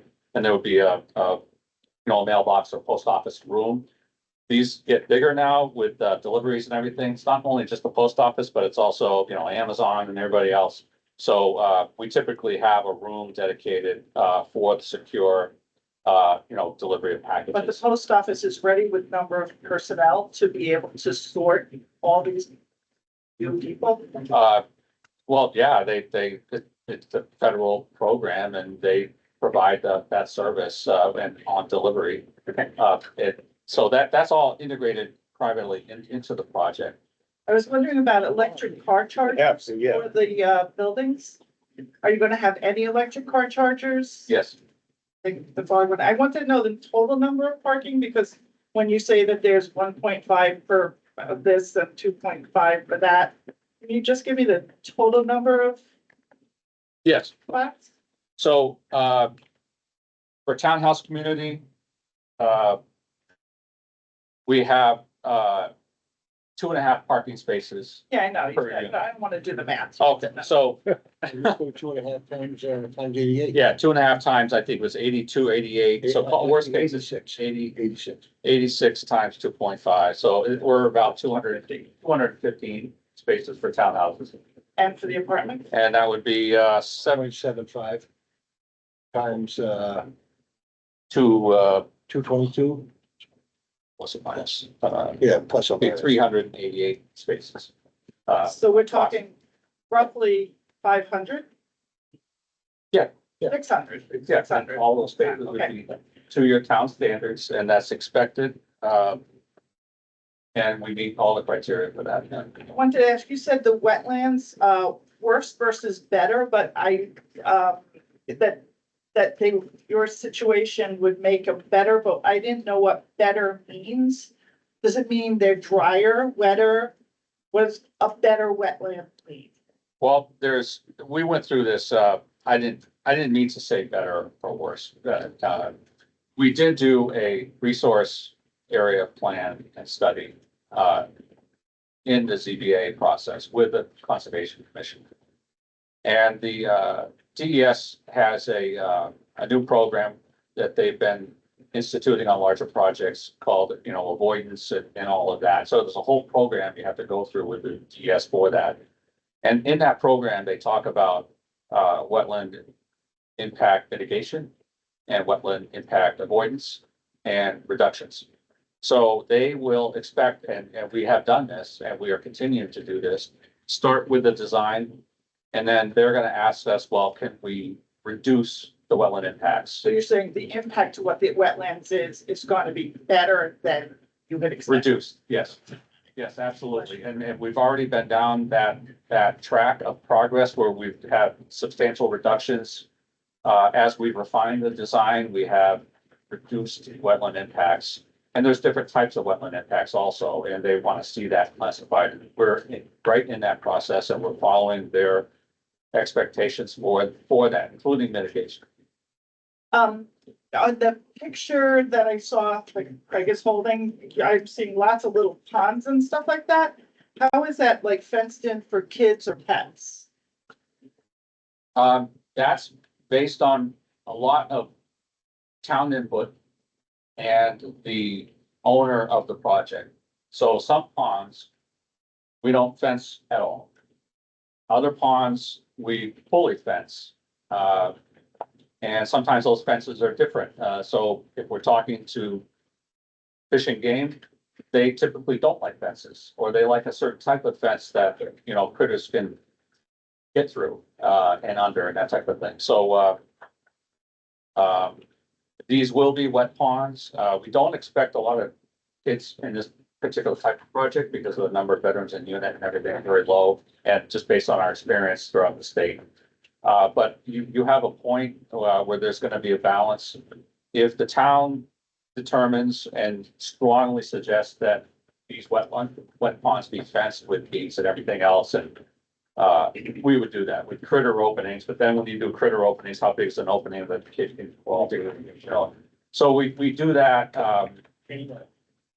We'll do chain link, we'll do other types of fencing, we'll do wire fencing, top rails, bottom rails we put in because the fabric will move, it really depends on the infrastructure of the drainage inlets and outlets as well. We put grates on those and control items. Fish and Game gets involved in all of that. Sometimes they don't like sumps in the drainage structures, sometimes they do. But it's really up to this community. If you want us to fence all the ponds, we'll fence all the ponds. We've done both. It's really up to you guys. Okay, and the last thing I just want to ask is about the water situation. I know you're going to be using water that comes from wells, at least that's my understanding, that comes from wells from Canaan and Enfield for water consumption. But I live on Crystal Lake and they're already dropping our lake so that Mascoma has enough water for drinking for Lebanon. So I'm concerned about like, we're in a kind of drought right now. Crystal Lake, even though Mascoma had like a nice downpour the other day, we didn't get it. In fact, that happened twice. We didn't get it. And so I'm concerned about how the town is planning for enough water for what seems like about a tenth of what we have already in terms of population being added. And that's my last one. Thank you. And you bring up that's a good question, and, already started to address that. So one thing that we are doing is we are embracing, working with the town engineering consultants that are already managing this water system. That's number one. We're not trying to, use somebody else or anything. We're saying we'll go right to the town consultant and use those engineers who know the system best with the town. I believe it's a well system. And part of our conservation package and mitigation package, the wells are actually out back, further up the road. And part of the package they brought to the table was, well, if we would be amenable to providing more areas for more wells, if someone wanted to have more wells. And, we could do that so half of our project is going to be in conservation. When you write that conservation deed, typically we would grant the right to the town for the use of that conservation land for additional well fields or well infrastructure or well protective radii or any of that. So we're actually integrating that capacity potential if it's needed. Now, when the town consultants do all their calculations and the water consumption use statistics and standards and everything, we're going to be building all that infrastructure to meet their criteria. They're going to set the criteria and we're going to meet that criteria. We're not going to make it up and try to do something different. We're going to do what is required by the town and the state. Okay, I'd like to ask a couple of follow-up questions based on the questions that you asked. What sort of water depth in the ponds are we talking about at their maximum fill? That would be determined in the final design, but right now what we have is, these ponds are wet ponds because those add, a tremendous amount of additional treatment. And they also have some, wildlife potential. Yeah. And they're all growing in naturally. So once we're done with them, they grow in naturally. There's very little maintenance, but if cattails come up, we like that. We like the surface area of the vegetation to be in those ponds. DES has several types of wet ponds that at our design disposal for our design toolbox. So when you go into the new AOT regulations, you'll see all of them. And they probably have 12 different kinds of ponds. And some of them are wet ponds and, they have different extended ponds and all of this stuff. So the depth of those ponds is determined by really the best solution and tool for the project. Mhm. So what we did on this project is we used 3-to-1 slopes for any of the drainage areas because that's a requirement. We could go to 2-to-1, but they get messy. So 3-to-1, nice shallow slopes. The depth of a pond to meet the treatment criteria for AOT, I believe, don't quote me on this exactly, but I think it's 3 foot operable depth, and that depth can go higher and it can go lower. But on a certain storm event, I think they need at least 36 inches of water in there to actually perform the treatment function. And almost all these ponds have an inlet on one side and an outlet on the other, for the most part. That way the water comes into the pond and it has a path of travel. And sometimes we even do it like a horseshoe path of travel, but usually you have the inlets on one side, the outlets on another primarily. Also we would be integrating in terms of depth, typically 4-bay areas. So there would be like a small pond within a pond for the initial spillway, 4-bay pretreatment. Those have to be sized per their standards. So in answer to your question, the ponds, typically we don't like them getting too deep because then it's just hard to manage. And on a side transverse slope like this, we would typically have a pond that's 3 to 6 to 8 feet deep, operable water level. sometimes during a drought, you know, the pond levels would drop, but you would still have, moisture in that, but sometimes they completely dry out, but, the DES wants to make sure that these are wet ponds for a super majority of the year, so they, for the most part, the sides of this project, the slopes of this project are moist anyhow, so, and that's fine. I don't think we're gonna have an issue with things drying out or anything. The DES also makes us, amend the soils or line the ponds or both. So they sometimes will actually have a pond liner to make sure that it's a wet pond, or amending the soils therein. And that's all part of the final design that you'll actually start seeing. Okay. Second question, on EV chargers. Obviously, in the townhouses, the owners can do whatever they want. In the apartments, I'm assuming they'll be in the garage level. I think, typically now on projects on the townhouses, we usually, pre-plan a high capacity charger in the garage, a connection. Just So one?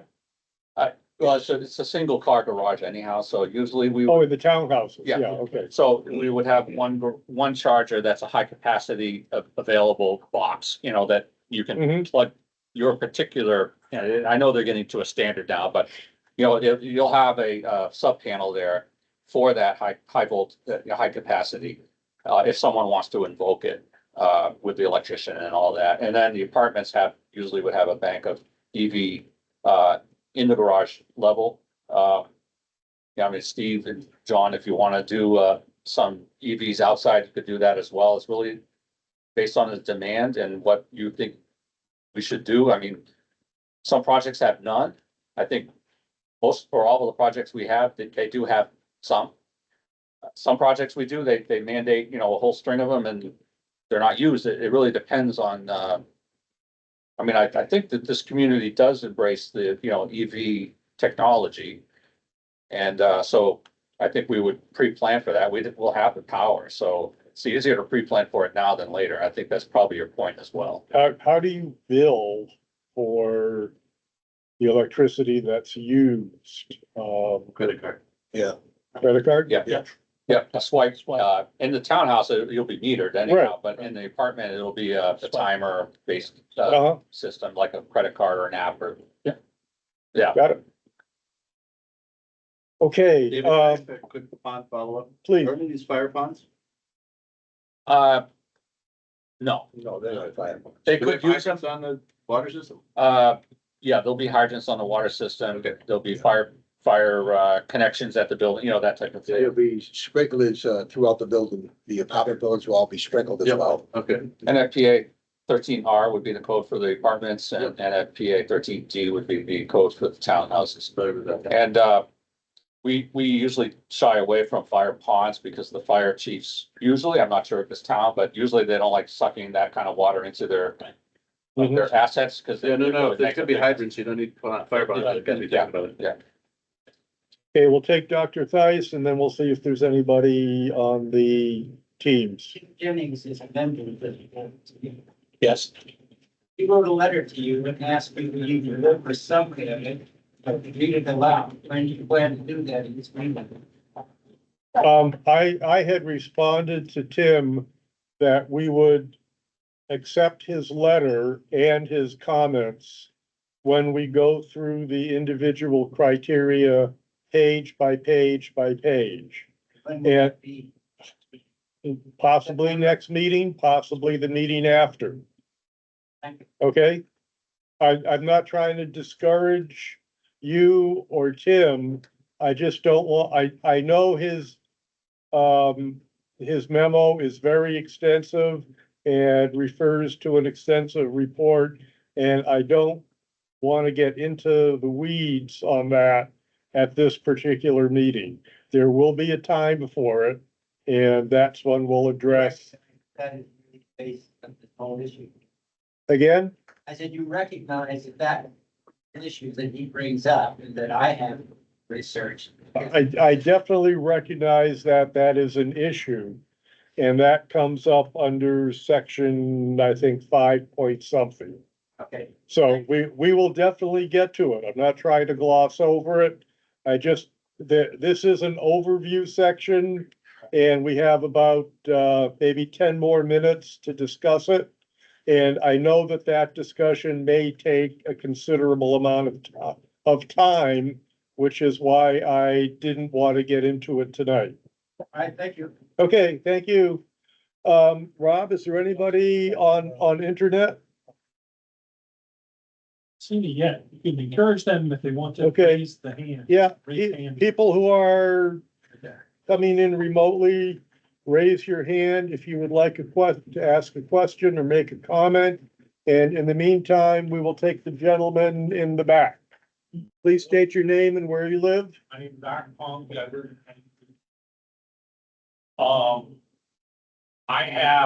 I don't even know where to start, so many questions. First of all, the discharge from the stormwater from the ponds, where is that going to? Secondly, the access road, which is actually going, emergency access road, which goes through my property. Haven't really heard much about it for what, other than you guys are, taking it, what, 18 feet wide now? Okay, concerned because I have tenants that rent trailers at lot. My other question is, if I come, how is that gonna impact me if I want to develop that lot coming off of that access? I guess that's the plan for it. Well, Carl, do you want to take, Sure. So the access way, there's a deeded, Yes, there is. there's a deeded, right of way / easement for that. On the property. Yeah. And, I believe that the landowner and another landowner actually to the rear of that, utilize that access way for, the timber management that they did a few years ago. Actually, I use that. So you bought it, okay, On the, with the stone. Okay. I'm the one that cleared the lot because the lot old did. okay, so you're the gentleman, all right, that's great, we knew someone did it, we didn't know who, I but, was the one that installed the stuff. okay, and that's great. Yeah, because we had a lot of runoff problems after you guys logged it. Yeah, We had a wicked lot of runoff coming on and it was so, pretty bad. I mean, we do have a deeded right Yeah. to utilize that, and we are utilizing it in accordance with the deeds. Yeah. And typically, as we, Now, you're aware that water goes underneath that, right? yes, yeah, it Water travels goes through that underneath. Yeah. So, typically, we know and you recognize we have a right to use that Yeah. and improve it and make Yeah. it good. And typically, good neighbors, we work together because it's on your land, but we have a right to it. And typically, we would coordinate that with you. Yes. So, and then if it fits and it feels right and it's legal and all of that stuff, we would typically work with you. And if I think you might have been the gentleman that we saw outside at one point. Yeah, I spoke And, about that. If you guys have, can coordinate your contact information, we'd be happy to help you as well, with our design and make it, mutually beneficial for you as well. Right. Well, my thing is also with the planning board, it's gonna require you to have 20-foot wide paved road. And you guys do not plan on having a 20-foot wide paved road. Is there gonna be any concern? You'd have to coordinate that with Stephen and John, and, I'm sure we've never had an issue on a project where, we normally come up with a win-win if Yeah. you'd have a need and the town is okay with it and we still meet all the design criteria. Any problem Yeah, with the project? Yeah. As long as it does not have a negative impact on me or any tenant that they have just on it. right, and that goes for all the projects, right, yeah, we respect that, yes. Absolutely, so if we can have that dialogue or that coordination, the connection, be happy to do that. Yeah. I think you had that up. To know what you're actually trying to plan. Okay, What I'm actually trying to do, I'm trying to come up here and put several more units off of this. So I will come up here. So That's that why whole- we already have the water ran here. yeah, And like I said, we run a septic down here. But I don't wanna have you go with a road here that nobody can drive on, and then I gotta come up here and do one. Oh, actually. Do you own that whole white? Right, I own this right there. All right. That whole back area, I think, right? Yeah. Yeah. Okay. Wow, minus the little spot. All right. Okay, we'll take a question now from somebody on the internet. But she just dropped off. They dropped off. All right, H, do you have a question? Lowered her hand. is somebody trying to speak? That woman in the small Yep. window? Okay. Yep. Please tell us who you are and where you live. My name's Karen Doran, and I live at 16 Estee Lane in Enfield.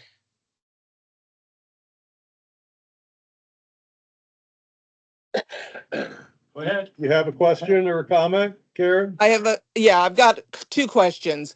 Has anybody thought of the impact, and do we have the equipment for fire, for the larger buildings?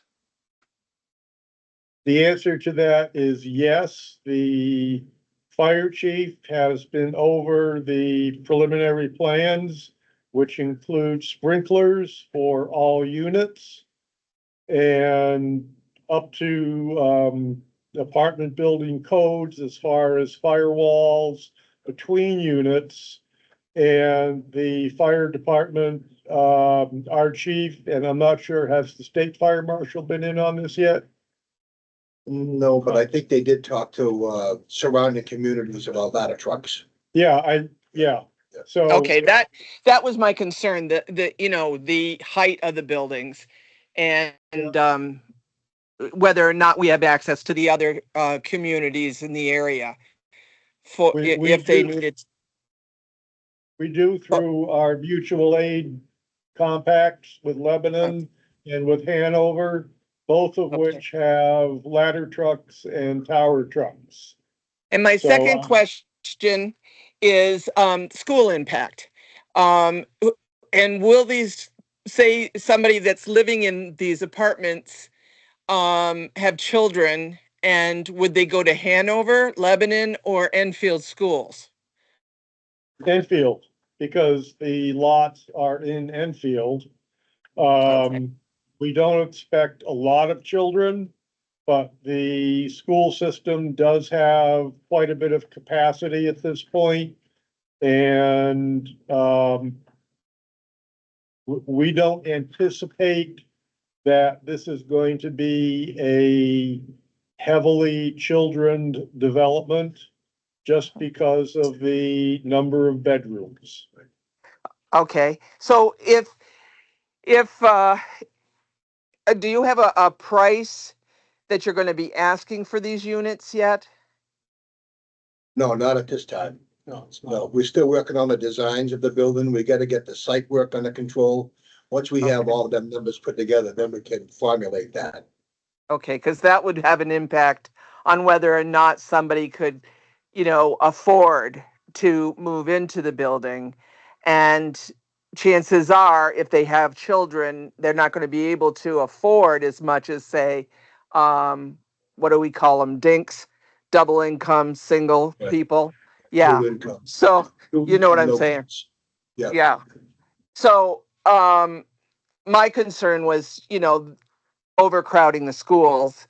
But, if they don't have a lot of kids, then it's a mute issue. But if they are single parents with one child or two, and there's 600 units, or, it could be a hardship on the schools.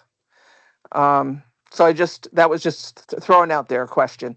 Thank you very wanna much. Talk about your target, demographic for the project? Yeah, we're thinking that, we're gonna have mostly, young professional, people from the college area or the hospital area.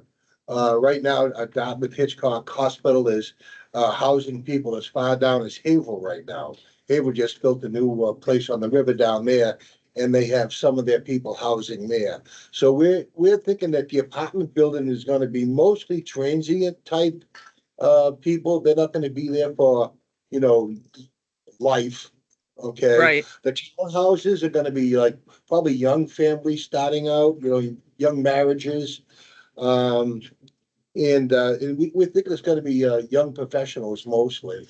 And people today are like you said, they're dual income, no kids.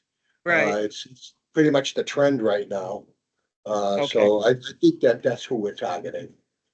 All right. So you're not focused on low income or No, um senior living, stuff like that. no, there'll be no Okay. senior living, no workforce housing, none of that.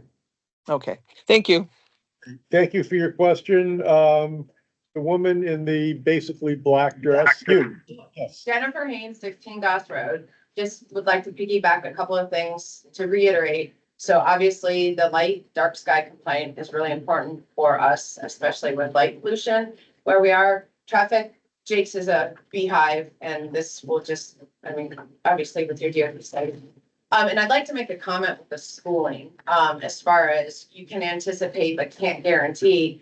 And the one thing that anybody who's living in this, whether it's the townhouses or the apartments, they have the address that they need for the Mascoma School District. So whether there's building capacity, we also need to keep in mind faculty, which would be ed assistants, teachers, special education, transportation in the form of busing that would need to, pick up any of the students, whether it's obviously not for, because they could walk publicly but I don't know with the sidewalks you're talking about what that would look like and what the safety is on Route 4, but busing and then to the middle school and the high school. So just those end up becoming, price tags that the community picks up, and you don't usually roll those back once you have that. So just, I wanted to put that on there.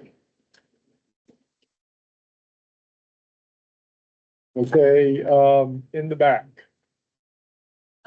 Dessert at 18 Seymour Farm.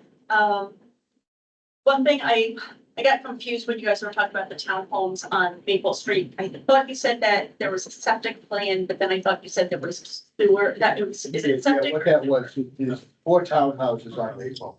That's gonna be served by septic. Okay. Yeah, but town water. But what we were talking about, the sewer for the project on the hill is coming through Maple. Okay, that's what I Yeah, thought. that's So coming on. I would like to bring up that at least based on my calculations, the number of units that are looking to build do not meet the criteria. Part of the land that they own is in the CB district, which does not allow for multifamily housing. I realize the units are not built there, but unless it's, I don't know how to calculate this, so I was guessing, but I believe it's about 1.6 acres is in the CB district. So whatever they're using for their population, that acreage should be out of that. And those 4 townhomes, if they're on septic, they're only allowed an acre. So if they're using a full 77 acres at 4 units per acre, the calculations don't match. So if you can look at those calculations and just double check that if they do use the acreage from the CB district, they should request a special exception or variance or whatever it would to include that into the calculations. So just double check the number of units that are looking to build. Another thing is when they prevented the steep slopes study or whatever during the variance requests, there's 2 locations that I don't believe are compliant with zoning. That was location 1 and 5. I suggest another steep slope study be done, because of the additions, especially the area 1, would also include the bus stop and the additions that they're adding down there. I don't know if 5 was impacted anymore, but just get an additional study done based on all of these changes. I'd also suggest, I know the variances have been done for the height, but I highly suggest balloon tests still be done. 2, one where the townhomes are, 1 where the apartments are, to give everyone a visual idea. It's gonna be huge. If you look at page 6 of our master plan, this is going to take over that whole hillside and it's gonna be a huge impact. So just a simple balloon in each section will give people an idea of how far you're gonna be able to see this. I know during a lot of the zoning board meetings, a lot of the focus was on from Maple Street, the bidding from Maple Street. But there's so many other areas in the town that will see this, that are up higher. I think a lot of my other things will probably be addressed at the other meetings. Going deeper dive into each criteria you guys have to go over, but I thought the last meeting you guys had, the conceptual meeting or whatever, I thought you guys had asked for a housing impact study to be done. I think another school impact study should be done. I believe it was, I don't remember during the zoning board meetings how intense or how in-depth that was.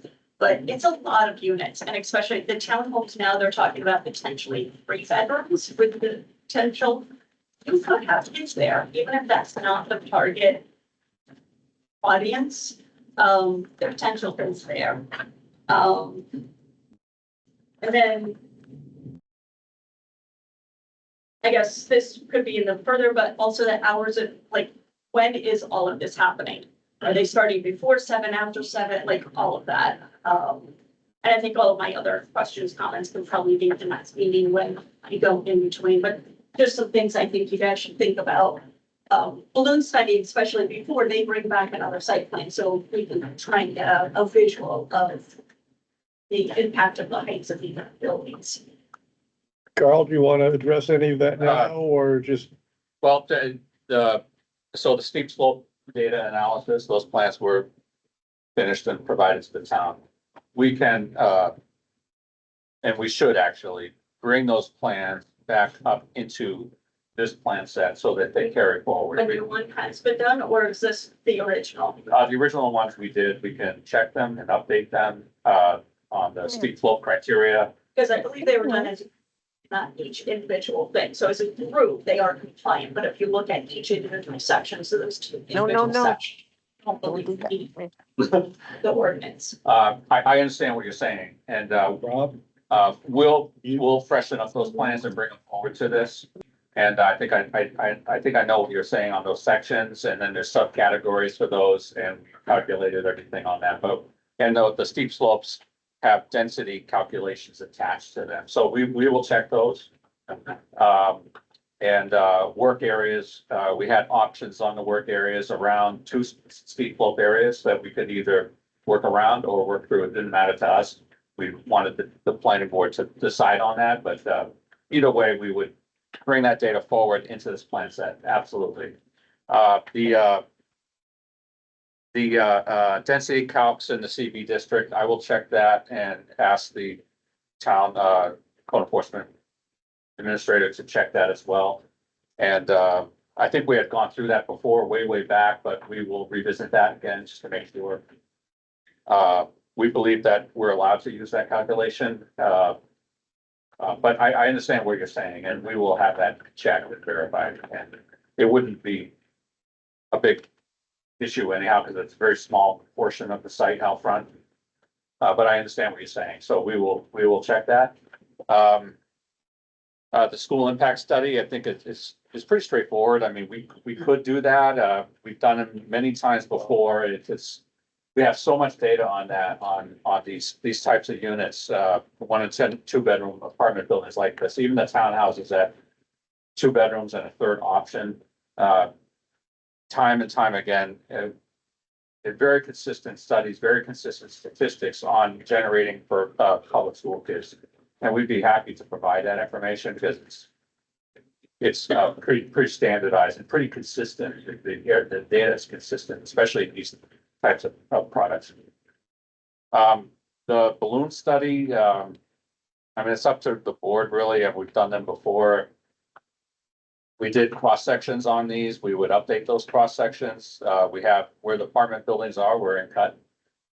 And depends on where you're looking. I mean, obviously, if you have a product, a project, even though half of our site is going to be in conservation, There will be, buildings put in where there's woods now or a slope, and you will be seeing them from certain areas.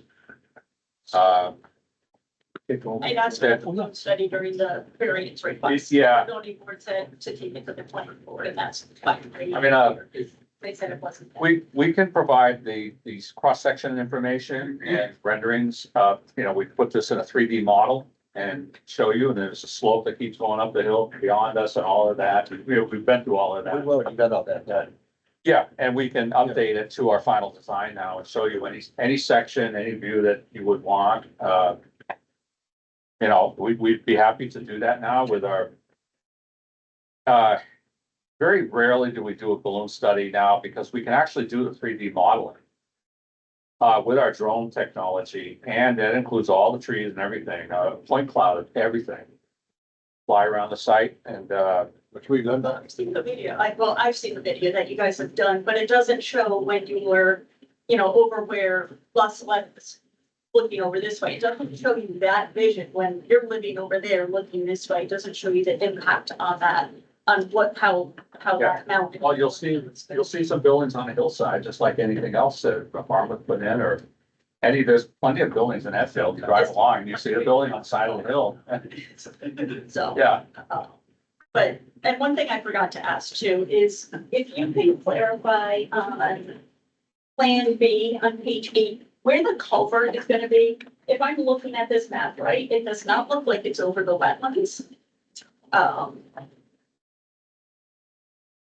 It looks like it's, I don't know what I'm looking at is the culvert.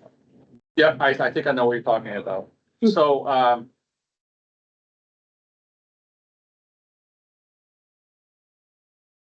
that section, there's a seasonal stream that goes through there, down the hill, that.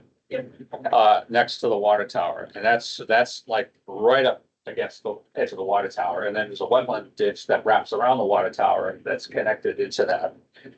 So when we put the road in, we're gonna be crossing that resource area, that seasonal stream. And to get the road in and to provide the infrastructure to keep that impact, that stream area away from the tower edge, and to put the road in at that percentage slope and to have the cover that we need for that culvert. What we did was, we're gonna have an impact. We're gonna be putting the road over that stream there. It's been shown that way for 25, 30 years in that area.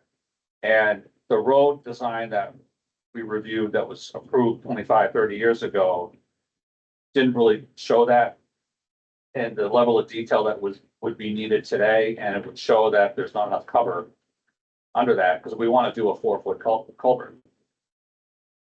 So what we decided to do is when we do put the culvert system in, that is relocated away from the water tower, so that we have some separation between the stream that's there now that wraps around the water tower and what we would be doing. We can also provide the sufficient cover for the culvert, and then rebuild the stream bed in that area and then wrap it to where the stream bed is now. It would still be more than 20 feet away from the edge of the property line, so that would all be blended perfectly before you get to the property line. The DES criteria is 20 feet. So we meet that criteria as well. So we're actually creating we're relocating, and it'll be a naturalized stream bed bottom. It'll be done by the consultants. And it would be done to mimic the existing conditions of that stream bed in that area underneath the road. So we're actually just relocating it slightly so that we can meet today's standards for road design.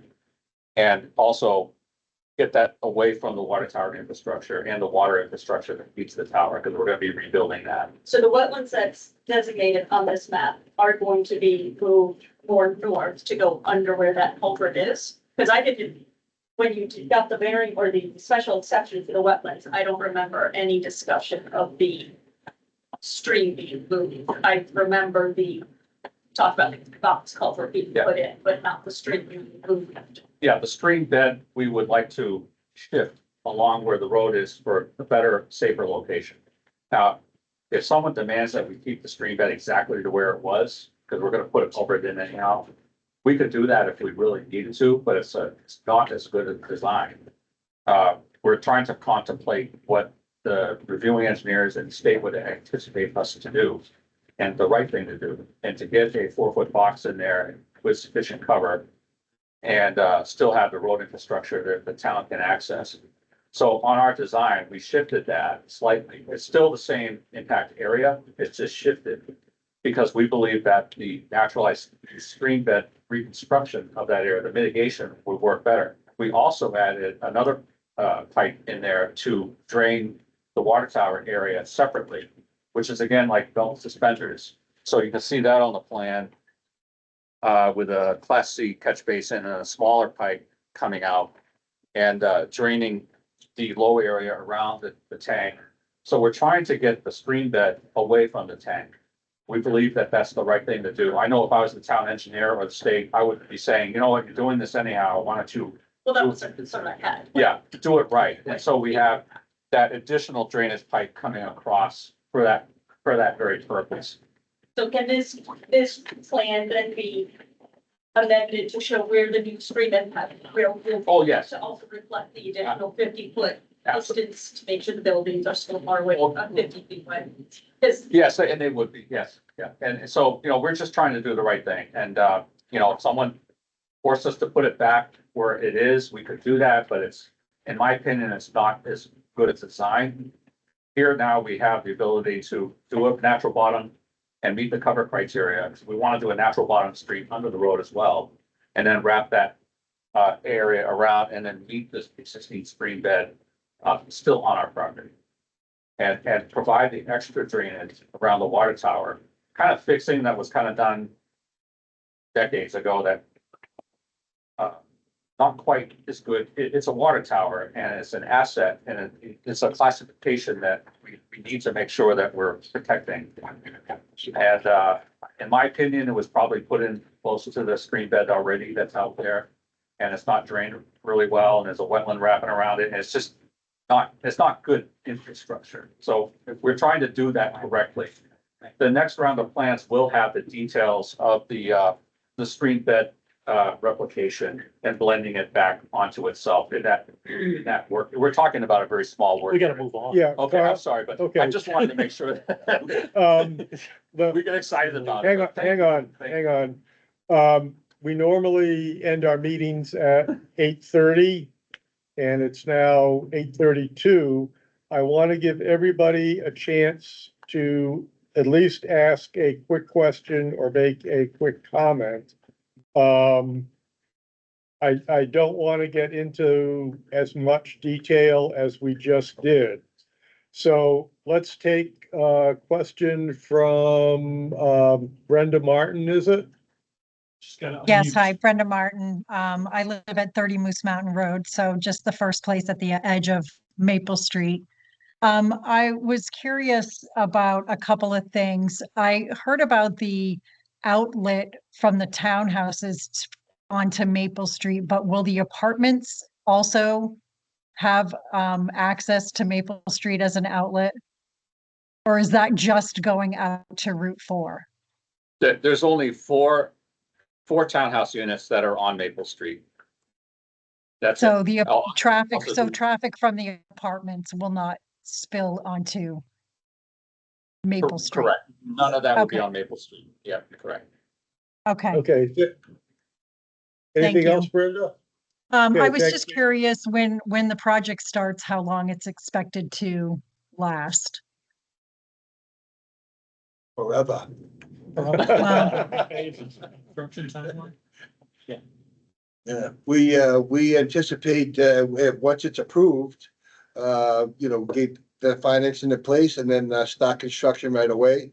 It's probably gonna be, a 2-year, 3-year build out for the apartment buildings. The townhouses, the market's gonna drive how fast those go. We're not gonna build, 86 townhouses and wait for sales. We'll build maybe 10, 20 at a time, catch up to those sales, the next 10 or 20 at a time. So the market will dictate what happens with the townhouses. Okay, Thank you. let's take Sharon. Tell us your name and where you live, please. I think one of the things we haven't talked about with this project is it's on very steep slope, you know that? And it's riddled with wetlands, you know that. What we really haven't talked about, and what I really want to do, not completely tonight, but just some little vignettes. We need to carry stuff that happened at the zoning board to the planning board. What there was a lot of discussion at the zoning board was about the impact of those wetlands that travel over that property and under that property. First of all, they feed animals. I have moose in my yard.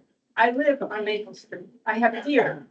All sorts of animals travel through that corridor. They depend on that wetland. So you really can't fence the wetlands off. They need that. The other thing is, as one gentleman said, that when they cut the trees, maybe that was you, there were 2 cuts of the trees on that hill. All those trailers, they were flooded because anything that happens up on that ridge line is going to affect the people on Maple Street because of the steep slope and the number of wetland fingers all throughout that property that come down that hill. So you've got to kind of really have that foremost in your mind. And I know you can answer all sorts of questions, explain things for me that we don't have time for now. So I'm just pointing that out to people here who don't know this about the property. You already know that. And I think the planning board really needs to focus on that. The second thing, and it's gonna, first of all, really quick, then I'll do the second thing. Dog park. Don't do a dog park. Talk to the town of Enfield. They have a dog park and they have it very well controlled, but it takes a lot of work and there's liability there. Who does the cleanup? What if there's a dog fight? All of that. Have a place where people walk their dogs on a leash. If people want to get their dogs together, that's their own business. Don't provide something for them to do that. Talk to Marcia Heron in Enfield. And she was the original founder in the group that formed the dog park in Enfield. So she'll tell you a lot about that. And then my last point, and thank you very much for your patience. The traffic study needs to include the school. If you did a traffic study when school was not in session, that is not an accurate traffic study because traffic changes dramatically when we have buses running, when we have teachers coming to school, parents dropping their kids off. That needs to be included. And lastly, Route 4 intersection, your intersection to Route 4. What I'm really worried about is whatever the DOT, Department of Transportation, wants you to do. It must be done. If there's a turnaround or a pullover, or they're going to widen the road, I know people are talking about what the DOT is going to do. I could live in Enfield 10 more years and wait for things that the DOT is going to do to happen in Enfield. So maybe this project will push some of those things, but if it doesn't happen before your project, all of us who travel Route 4, I can't even get out from Maple Street to cross over to Main Street. It's a mess. And it's also dangerous. I zoom through that intersection all the time and my husband gets nervous, but it's because I don't want to get hit. So Route 4 is a mess. So you have to take care of that before you make your development. And lastly, your sign, your Ponderosa sign about the name of your development overarching, surely that's going to be lit. You don't need more lights up in the air over the trees. Put some nice granite carved things on the side of the driveway there, the road. That would be just as classy without needing lots more lighting. I'm a fan of that. Thank you very much. All right, thank you, Sharon, and thank you for keeping your comments relatively brief. We were listening to it. I know you were. Acknowledge. Steve, tell us your name and where you live. Steve Patton, I live on Livingston Lodge Road. Couple quick comments. One is the road in front of this development should have 4 lanes plus a bus turnout. Everybody knows waiting for the buses, it's a big pain. You need a merge lane going up the hill because there's gonna be a lot of traffic. And you need a left-hand turn coming down the hill to get in. Then about steep slopes. Early 25% grade is a 4-to-1 slope. Correct? So earlier we were talking about changing some slopes to 2-to-1 to 1.5-to-1. So all of a sudden, this 25% slope in the back of the buildings, we have to dig them out because they're going down 8 feet. They become 50 to 56 and change percent slopes. I understand what he's saying and I will address that. Okay, let's take a question from Taylor H. Taylor, unmute yourself. Hey there, my name is Taylor Hawkins and I live on 134 Jones Hill Road in Enfield, New Hampshire. Hopefully this is just a quick question/comment, but with all the improvements being made to the sewer and the water systems and then just the size of the project itself, I was curious if you or the planning board could comment on the impact with regard to price as far as Enfield resident sewer prices and or water prices increasing or decreasing and property tax prices as well. Rob, can you shed some light on what this is gonna do to sewer and water fees? Or should we get Jim Taylor in on that one? That's probably Jim Taylor. There is a town manager here.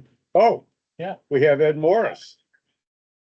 I can't give you detailed specifications, but more people that are on the water system, the more the general fees get distributed. So we would, after everything built in the end, we would expect regular user fees to go down. Not gonna say how much at this point. And then, I guess, without putting numbers out there, obviously, a development of this size have a substantial impact on the tax rate going down as well. Okay. There's Thank also you. other costs to consider. Not a lot. We've been looking at it. We've really been going through it on our staff. And then I do want to address the school issue since I'm standing up talking already. I've talked to the superintendent of schools myself a couple times about this development. We've taken the projections from the developers to her, and then hypothetically, we've talked about what if they're wrong? What if there's 4 times that many kids? And she said that she has no problem with that coming in and she expects little impact. There'll be some impact, but she doesn't expect much. She's impulsive. Okay, thanks, Ed. Gentlemen, So I'm Christopher Jones from Canaan, New Hampshire. I heard about the recreation trails, which generally sound nice, and I heard that they tie in with other trails. What trails they tie into? And I see on the site plan, looks like there's 2 locations that go up the hill further. You want to answer that one, Kyle, for the trails that are out there? There were existing trails already up into that hill area, and we were, one of the meetings prior, they asked if we could connect to one of them. And we had agreed to connect to them. I don't know where they go from there, but it's a trail system that goes somewhere and they asked us to connect, so we connected. Have you coordinated with the landowners on that side? It's on our. Well, I can see to actually tie in, it would then maybe leave your land to tie in. So I see 2 spots that it leaves. Right, we'd be happy to, we don't know exactly where those trails are, but if the landowner would say, hey, this is where our trail is, or if we surveyed that in, and we would coordinate the connection if the landowner wanted us to do that. If they didn't want us to do it, then we wouldn't do it. I'm concerned that they're present here and that probably maybe no research has been done for that. So it might be making something that's. There's actually remnants of an old there. Right, the trails are there. My survey. Okay, so we'd be happy to coordinate. The trail locations are easy and all the conservation land, so we'd be happy to coordinate. We just don't know who to talk to about that. My concern is that you're making a trail Yeah, plan but we, without planning. yeah, but we have to show where they, The real part of the tie-in was not the tie-in. Right. It was putting parking down there to connect to the trail that's already there. There is already trails going up through there. so we'll have to. You guys, we'll show- And right. you have that parking on it. Yeah. We'll- And it's the parking that we were interested in, so that Right. people weren't gonna park on Maple Street in order to go out the trails. All right, Sealy. Yes, I just have, a couple, not questions really, but, requests. One is to, I know it's 25 acres of wetland on that whole piece of land. And I like to see, the calculation, you don't do right now, but, the amount that you're gonna cover with your, construction, even going up the hill and moving a street. And the rest of the hill, I think it's really important to see how that turns out, because the water, some of that water is hard pan, soil, it's hard pan. That doesn't suck in the water, the wetland will. I'm talking about the top, where you're gonna move. The other thing I want to see, which I think really is important to the whole town, is a map of all the hills that look out from the site of your development, and what people are gonna see. And if they're gonna see lights, it's just gonna impact the whole visual thing and this feeling and everything in town with all these lights. The only thing they've let go is the whaleback skier, which it really takes nightlife. So, I would like to see the heights of these hills compared to the height of the hill that you're on, and see how many people will be looking at that site, your site. Just bring it in. That's Okay. all. Thanks, Sealy. Anybody else have a question? Who hasn't gone? Right, yeah. All right, we'll take you and then we'll call it quits. Jill Markhouse, 31. Do you want to say your name again, I'm please? sorry, Jill Markhouse, 30 Blood Road. I know you haven't done the full designs on the buildings yet, but you've already spoken that you're not intending to install active solar. Are you looking at passive solar? Are you looking at, energy I'm efficient? not a fan of any solar. The architect is, trying to talk me into doing some solar to take care of some of the, lighting for the hallways, the common areas, so not the street lighting, but in the buildings. And so the jury is still out on that. I'm personally, I'm not a fan of it. So you're not even intending passive solar in the I'm not units saying, developed? I'm not intending, no, I'm not saying that. I'm saying at this moment in time, I'm not a fan of it, but the architect's trying to convince me. Okay, passive solar is different from active solar. And then energy efficient appliances, efficient well- windows, insulation. Well, basically, how these buildings will be built for energy efficiency. Okay, they're gonna be mostly all foamed insulation. Okay, so which is a good half factor in the foam. The ceilings will have, the higher ceilings will have R49 in those, keep that heat down. They'll all be heated by electricity. Everything will be electric in these units. All the appliances are all Energy Star appliance approved. We'll probably be using instant Rinnai hot water heaters. If we could get those in electric, we're looking into that right now. Look at Tagaki too. I have one of those, Tagaki. I have a Tagaki and it's great. I've never heard that. Tagaki, I think it's spelled. Okay, So and that's an instant hot, right? it is an instant hot. Mine is propane fired, but I think they do electric too. I mean, you don't have to get into the details. I just want to make sure Yeah. that you're looking at mitigating and reducing the energy footprint as well as visual footprint. Certainly, yeah. So everything will be energy style approved. Overrated on the insulation. We do that just to make sure the buildings, and even the townhouses will be done the same way. Okay, gentleman with the baseball hat, I think you had a question? John, Sonic, going over 16 Doss Road. I live up the street from where else is gonna be going on at Maple, coming up onto Doss Road. I really don't like your project at all. Okay. I think it's gonna be a gateway for other projects in this town. And the creep is coming here. Got coined answers for all your statements you made earlier about the post office and how much it's gonna affect or not affect them. Listening to the gentleman, lady over here talking about the railroad activity, Jake's intersection is absolute disaster. I don't think you live up here, so I don't think they've encountered that yet. It's only gonna get worse.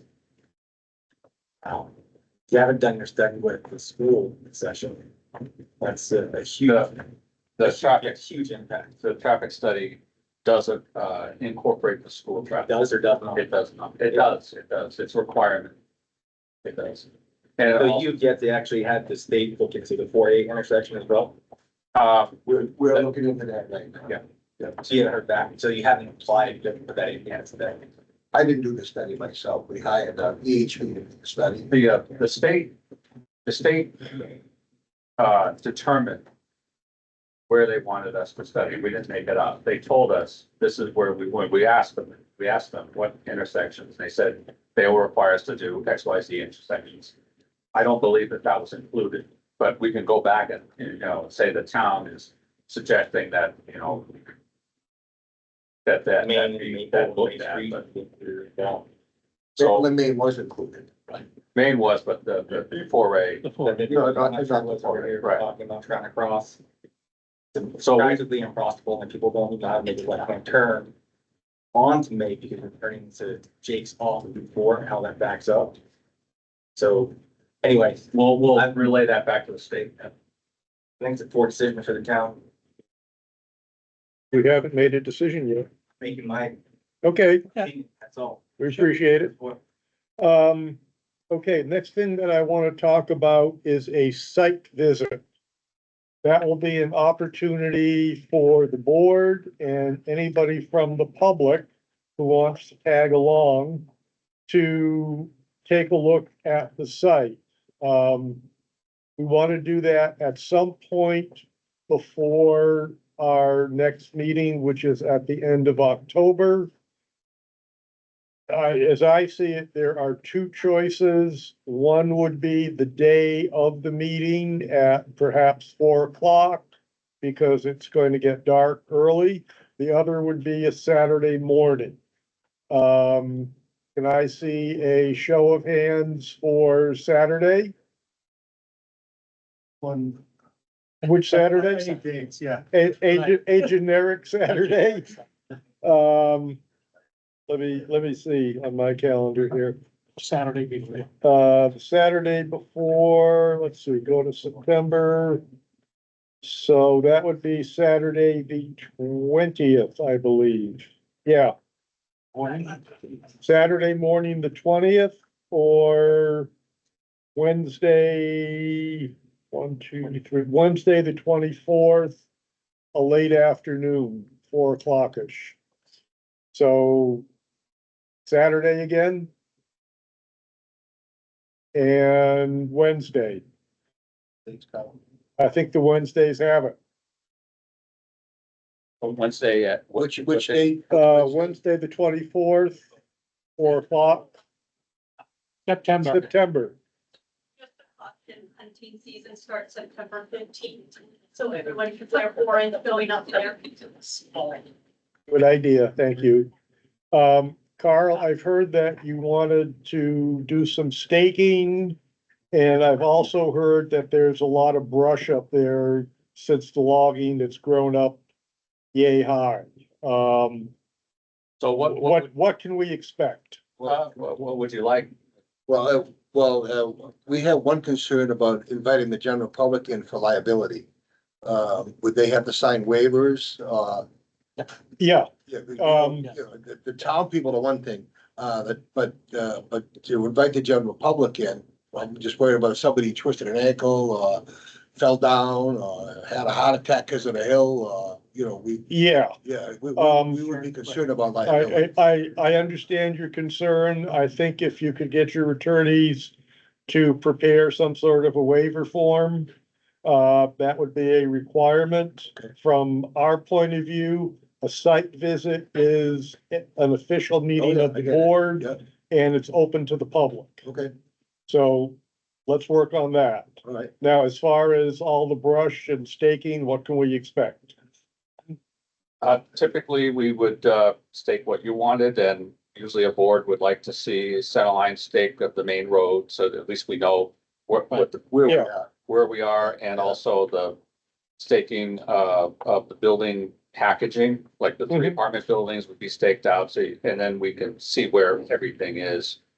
The townhouse, it really would be, I think, the development limits, that the center of the townhouse driveways, Yeah, simple things that you can see when you're out there with a plan, and we usually would prepare the plan and show those points so you can actually see them. Once we have that staked out, and we're gonna be doing more testing out there anyhow, so we'll kind of track out some trails Okay. that you would see on our plan as well. So we sort of have a trail of popcorn, so to speak, and flagging and staking, so you can see where you are at any one point. Typically, when we run a site walk, we basically go wherever you want to go. We'll go to the end of the earth and back if you want to see it, or if you want to see it particularly, we would make sure that you can get there. And we can have that staked out for you, but at a minimum, we would have the road center line staked out and the major portions of the building staked out, and any other features that you would, like to see. I guess the features that I personally would like to see would be the extent of the cuts and fills that are proposed. Board members, anything else that you'd like to see? That's it? Okay. Should we do the balloon test at a similar time? I don't think we would have, I don't think you would have time. I've done a lot of balloon tests before. We'd have to hire, there's a company that does that. We Yeah. can't just, we've done them, and you're carrying, gas tanks up and down the hill and filling up these big balloons, and actually surveying in with our precision on the exact elevation Yeah, and how they look. And then you want to go around and look at them as well, because you can't, okay, there's the balloon, but you want to see it from different angles. Usually we coordinate that as a separate time if you really wanted Okay. to do it, but I think we would prepare our virtual reality, not it's not the video that the architect put together, where the video, it's driving up the road and the buildings. This is a virtual reality site model that you can actually fly around in the computer. okay, And you can, we'll have that ready for you, but you can decide after that and after your site walk if you want to do the balloon test. And we can do that, okay, But I think it should be separate. It's just the logistics of All that right. are, I get it. yeah. Okay, Paul, Could we have that virtual drone/computer visualization ready for the meeting after site visit? Sure. The Yeah. evening? yeah, I so, think that would work out best. Yeah. okay, Thank you. Nate, Can we close a couple of more loose ends? go while ahead. we're at it? We're continuing this design review hearing to 9/24. We are, Is 9/24 the date that we're gonna ask for comments from the regional impact stakeholders? It's not, that would be a tight time frame for them to turn things around. It's less than 30 days from today by the time they get those notices. I Yeah. think we could, they're certainly willing to, able to attend our meeting, but if they want to make comments, I'm perfectly comfortable putting that off until the October. Till meeting. October, okay. We should give them some sort of target date to Yeah. give us comments back. Why don't we in say the region. October 10 is fine? Okay. We should, it has been suggested here and we should, if it's something the board wants to do, give our applicant guidance. Does the board wish to have a school impact study conducted or not? I personally don't see a necessity to do that, but I would agree with go along you. with the board if that's something you all wanted to do.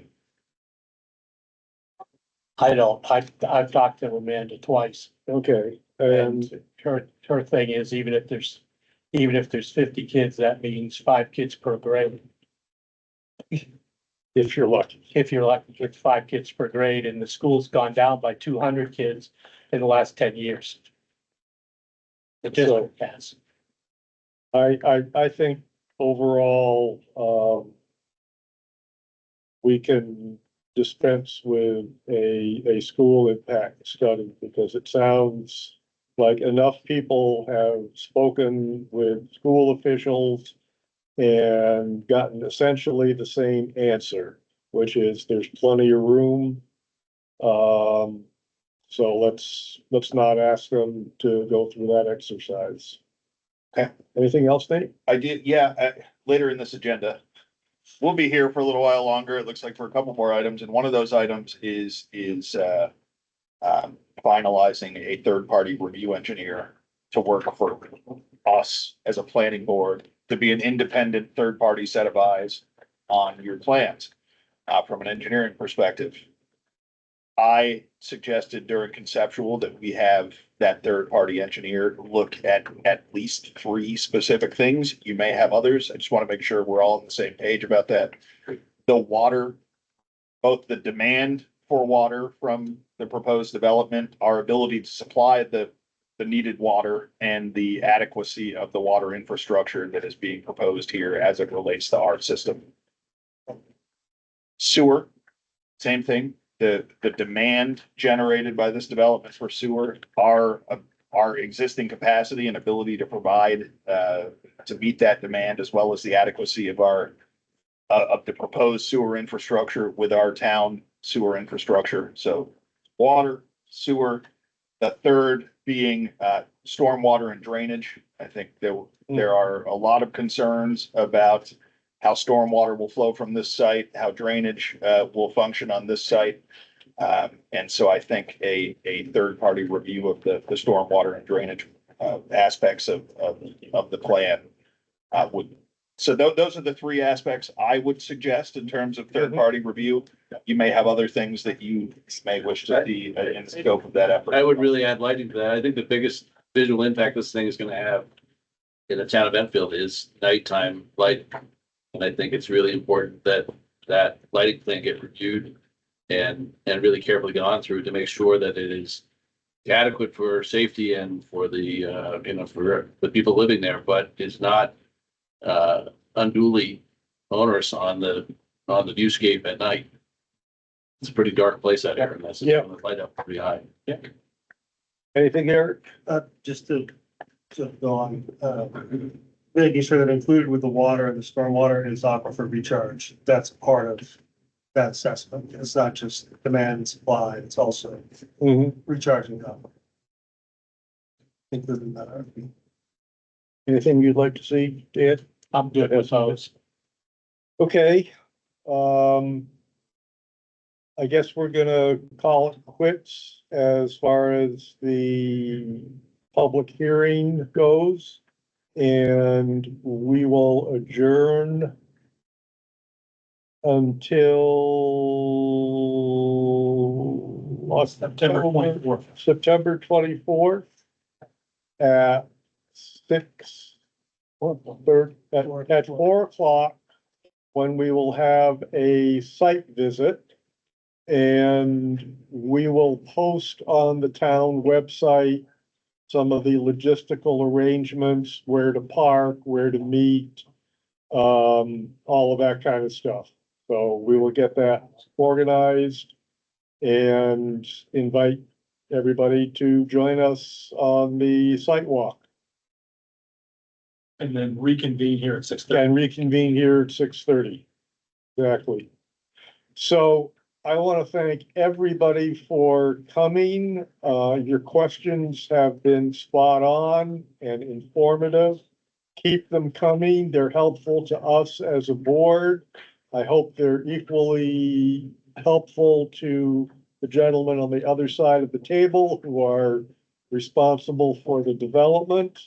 And we shall continue to go through this with a fine-tooth comb, making sure that everybody's concerns are listened to, and where there's divergence of opinion, hopefully an accommodation can be made that satisfies everybody.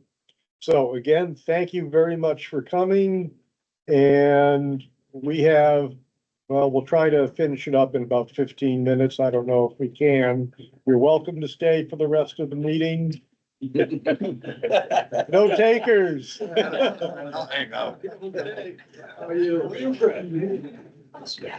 right, we'll give everybody a few seconds to get out of here. Good. What? What happened to the second one? We're gonna work on the, hot grant. Well, we did the popularity first. Yes.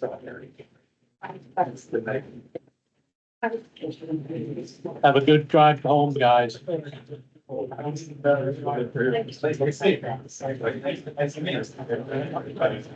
fine.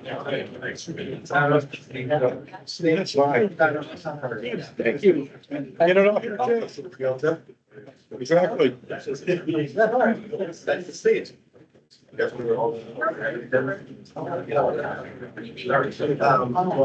See you, Sealy. Thanks for coming. Thanks, Keely. Been here in a while. I know. We miss you. I didn't want you guys to get, you know. I know. You don't want to make it too easy. Yeah.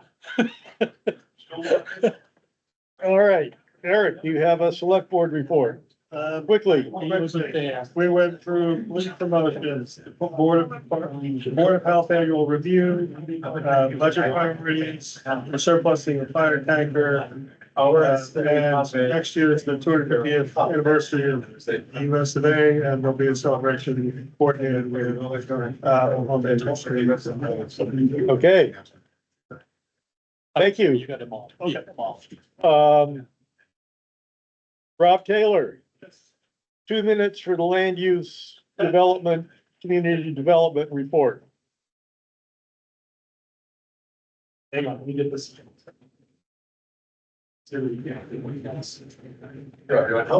Rob, Yes, sir. we need you now. I'll send it out. You get paid overtime, we don't. I don't get paid over. That's Fred's fault, that she won't. Okay, let's talk. DDA, you guys already know, I think we already talked about the Bark and Bevy. That's the Mickey's Yeah. Riverside Cafe location. When are they coming? Do we have an app yet? Nope, don't have an app for site plan. You guys do have an app for September 10th for the major subdivision on Bog Road, Nicole site. Right. The former Crate Pit. That was the one Jeff Goodrich was here for? Yeah. Okay. Yeah. That's my 2 minutes, man. Okay, you got it. Dan or Bill? Yeah, we gotta leave that door open. Sorry, Dan. We can't get it out.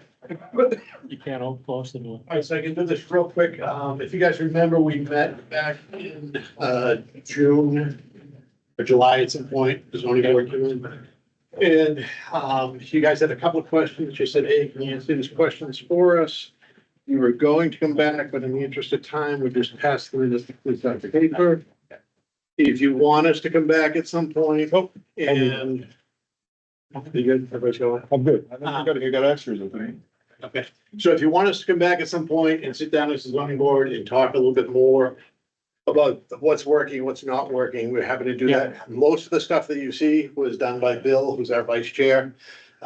He did a lot of, analysis and, that's it. You know, it's our best. Okay, Dan, can you stick around for a minute or two? Yeah. Okay. There's no public. Good. Third-party engineering review. We had one company responding to our request for proposal.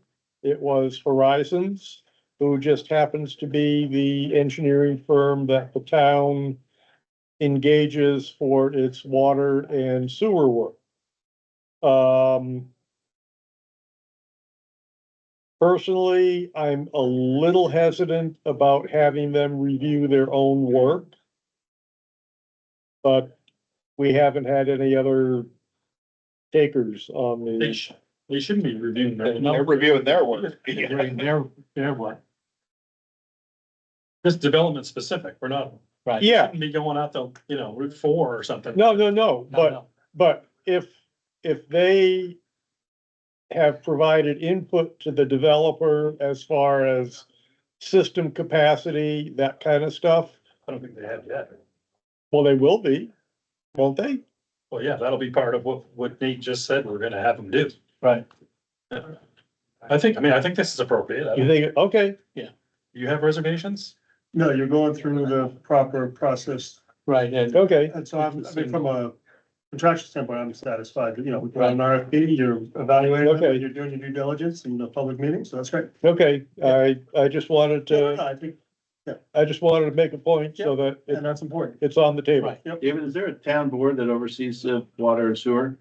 Select board. Just a select board directly? No. Yeah. Are there, do you have expert other than Horizon on your board? No, David's correct. We rely on their professional opinions when we meet things. There have been other studies that have been done by other groups, I believe. I don't remember who put together the sewer plan. It wasn't them that did the work and stuff last year. So there have been other professional groups involved, but I don't remember all the details off my head. But yeah, no. Is there an in-house is there somebody who does water and sewer? Is there a guy? Yeah, we have in-house Yeah. operators, yes. We The have, guy? we have There's a a water guy. and sewer department with certified operators Okay. who are employees of the town. Got it. Public Works Director is also. Yes, I was working on that. Anything else on Do we need a third-party motion review? to accept Horizons as our? Why don't you make that motion and we'll vote on it? I will move that we accept the proposal of Horizons Engineering to be our third-party engineering firm for the purpose of reviewing the previously specified elements of the Laramie Farms development proposal. Second. Motion made and seconded. All in favor? Aye. Opposed, abstained, unanimous. They are accepted. Rob, You all set with those guys? what? Yeah, I need to talk to Dan on a non-planning board issue. Uh-oh. You're in real trouble. I know. Do we want to do the minutes now or kick it down the road Kick to it down the road. September? Okay. Motion. I make a Somebody- motion, we adjourn. Second. Motion made and seconded. All in favor of adjourning? Aye, opposed. All opposed, stick around. I'm not opposed, but I'm sticking around. 9:13, we're adjourned. Long meeting, folks, but, I think it went very well. Yeah, we had the input.